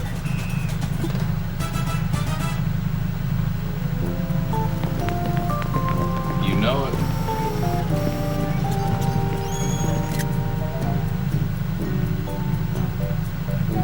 Making your Peacock friend dance.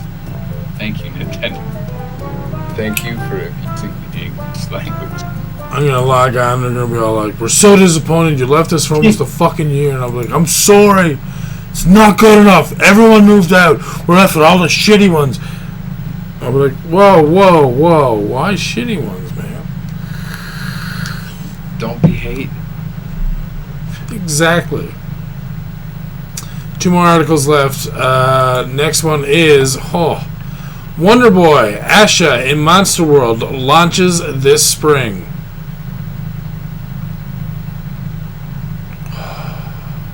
A new Wonder Boy game? Isn't that like 9 or 10 now? Like, where are we at? Seriously. Peggy 7. Wonder Boy is fun. Uh-oh. Don't change the art style too much. Don't scare me, guys. Well, it's like Dragon Quest. I've watched a lot of play of this game. Of this one? one? Oh, wow. Yeah. Not this particular game, but you know, I like what Oh, yeah, Berlin dude? Yep. Yeah, I figured as much. When he was doing series runs, I couldn't help but be interested. Oh, wow. This is like Dragon Quest, but platforming. Yes. And it kind of reminds me of Shantae as well. Yes, actually. Yes. You know what? God. Everything I've seen about this is perfect. This is what you'd want in an updated version of Monster World. Yeah, this is... what? That's canonical. Oh, Because one of the Monster World games is literally you being transformed into a beast. And you fly through a couple levels. So, yeah. Why did she have to wiggle her bum when she opened the chest? Come on. There's no I need. think that's a dude. Oh, I can't tell now. I'm not sure. It's very small on my end before anyone judges me. No, that's a girl. No, okay. Yeah, I saw it a little bit bigger there as well, and yeah. Plus the name is Asha. She had a female voice as well. Oh, well, I can't hear that. That's another identifier, but that's all fine. Yeah. That looks like a lot of fun. Yeah, I'd play that. Alright, so remember how I was saying before how, hey, I got a Lego thing that we're going to look at later. That's why I had to go find. Apparently, I didn't open it up, or I exited, maybe? I'm not sure. But anyways, I found it again. It's our last article for tonight. So you remember Steve was showing us this thing that, oh, look at all these Legend of Zelda Lego sets that people want to actually have made. Well, there's another one. This elaborate Metroid Lego set could become a reality. Wow. Another Nintendo fan-created Lego set cometh, and it's not guaranteed to stick. Community creator El Diego crafted this fantastic-looking Metroid set, capped off by the centerpiece of Samus's ship. They've cleverly baked in a sort of stretch goal scheme into their project as well. Since debuted, Ridley was revealed as part of the set, with more products to be unveiled at different supporter milestones. Those have swiftly been met. For those of you who don't know the drill, this set is being previewed by way of LEGO Ideas think tank, where creators post their own designs for a chance to become official products. They need to garner fan support first and foremost, then the IP holders as well as LEGO need to give the final say-so. With actual Nintendo LEGO kits hitting stores this past year, there's a far bigger chance for projects to actually succeed going forward than before. But Nintendo still has the final say. At the very least, we can admire this in image form. You can find a Q&A breakdown from the creator below that eliminates a few of the aforementioned hurdles. So let's have a look.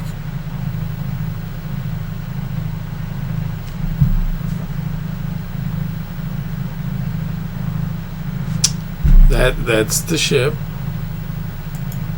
How many Lego pieces is that, though? I'm not sure.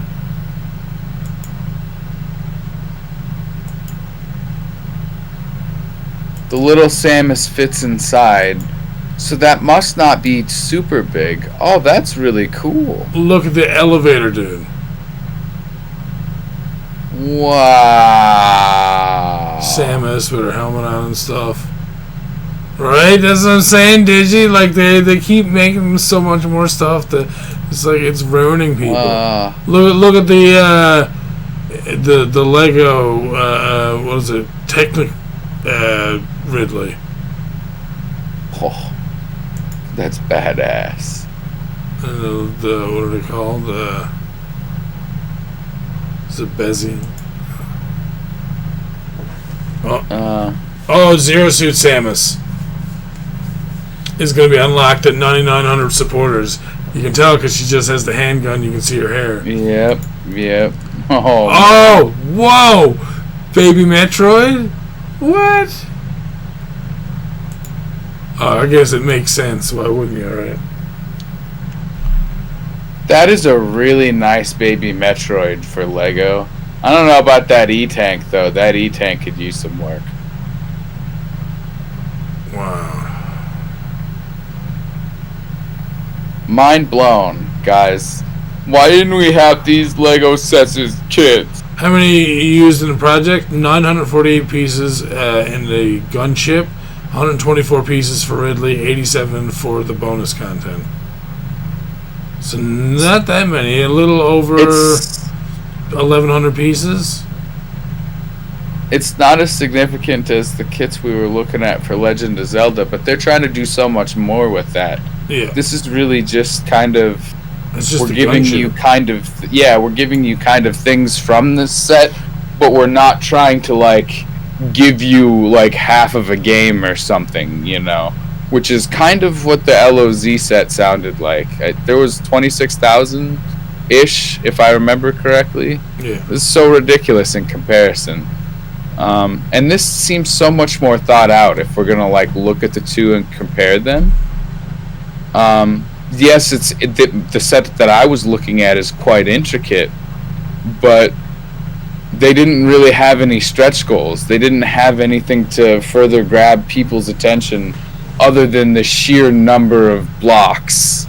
Which, well, I mean, they did have like the little, like, you can set up a little quest for yourself to find the 4 hard pieces, that kind of thing. Yeah, that stuff's pretty crazy too. Yeah. That's very interactive, and we're probably not going to see many things like that from LEGO again if it doesn't get picked up. But both of these should be products that we're buying on the shelf right now. They should never have been a question mark, and should have happened in the 90s. Like, seriously. Yeah, no, I completely agree, and I can't see this not going ahead because I mean people are just getting more and more into it, and everyone loves Lego. I've loved Lego since I was a kid, and I still love them now. Again, it's one of those things that if someone came to my door tomorrow and said, "Hey, I have 10 pounds of Legos right now. Do you want them?" I'd be like, "Yes, please. Give me.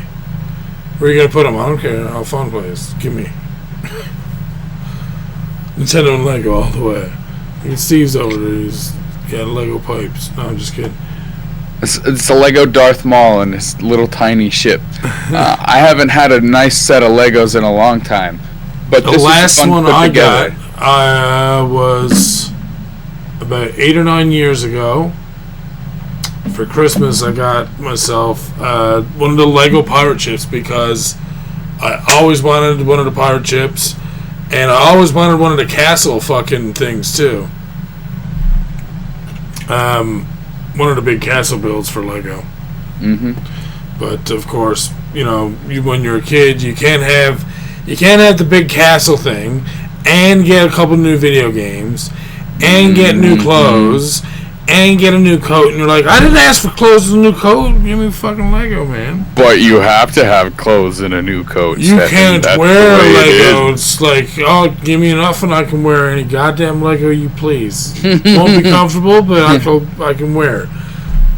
Anyways, that will be it for us this week. I hope you guys all enjoyed. Again, it's going to take a little bit of time to get it refined, and again, with working with Steve and stuff, he went over this week because if you realize some of the topics that he had there were from a little while ago, needed to be covered, stuff that we kind of missed along the way, stuff that we didn't get to cover along the way because we were busy from since before Christmas. That's right. And so over time, new segments will be added, or some stuff might be shortened. Who knows? But I will also be bringing back Kickstarters, some more Twitter stuff here and there when I can, and trying to help out other individuals as best we can. So thank you very much, Steve, for picking up the torch and helping me co-host the podcast. It's always much appreciated, good sir. Hey, not a problem. And it's like you said, I'm going to continue to work on it. We're going to try and get this thing streamlined again and optimal. So we thank you to all the listeners out there who stick through us in the interim. Indeed. And again, remember, in the next little bit, Mr. Six is going to be streaming a game that I'm going to be giving him through. Oh, hey, you should probably just go ahead and tell us now at this point. Oh, fine. Well, the new game is going to be called, I tried getting one. Dyson Sphere Program. Oh, no, I know it's not. I only just asked for it. God. I know. The new game that Mr. Steve will be playing is called She Will Punish Them. It's an early access RPG indie action game. He's going to be happy about this. It's an ARPG. There's a lot of action. There's a lot of booby jiggles. You'll be fine, guys. Booby jiggles. Yeah. The only question will be is how tired I am. Is how long we'll decide how we're playing this for this first session here. And then I will have to figure out how I deal with these podcast games after that in the near future. Yeah. Because some of them I'm going to want to play till completion. After podcasts, it's just not going to be totally feasible to sit down and play a whole game. That's just the start. That's something to segue from the podcast to go over to Steve's channel and watch Steve playing a fun new game. Then if Steve likes it, he might play it for the rest of the week until it's done. So, we'll see. It's his decision. So, at the very least, we're going to be able to get some of those games out to be watched and seen by other people as well. So, All right, have yourselves a good night. We're not going to raid anyone up tonight. We don't have a terrible amount of people there anyways, but thank you for everyone who did drop by. Always appreciate it. I know you're all busy, and I always appreciate when you take 5 minutes. We always appreciate it when you take a few minutes just to drop in and say hello. So anyways, have yourselves a good evening, and we will see you all next week. Good night. Bye, everybody.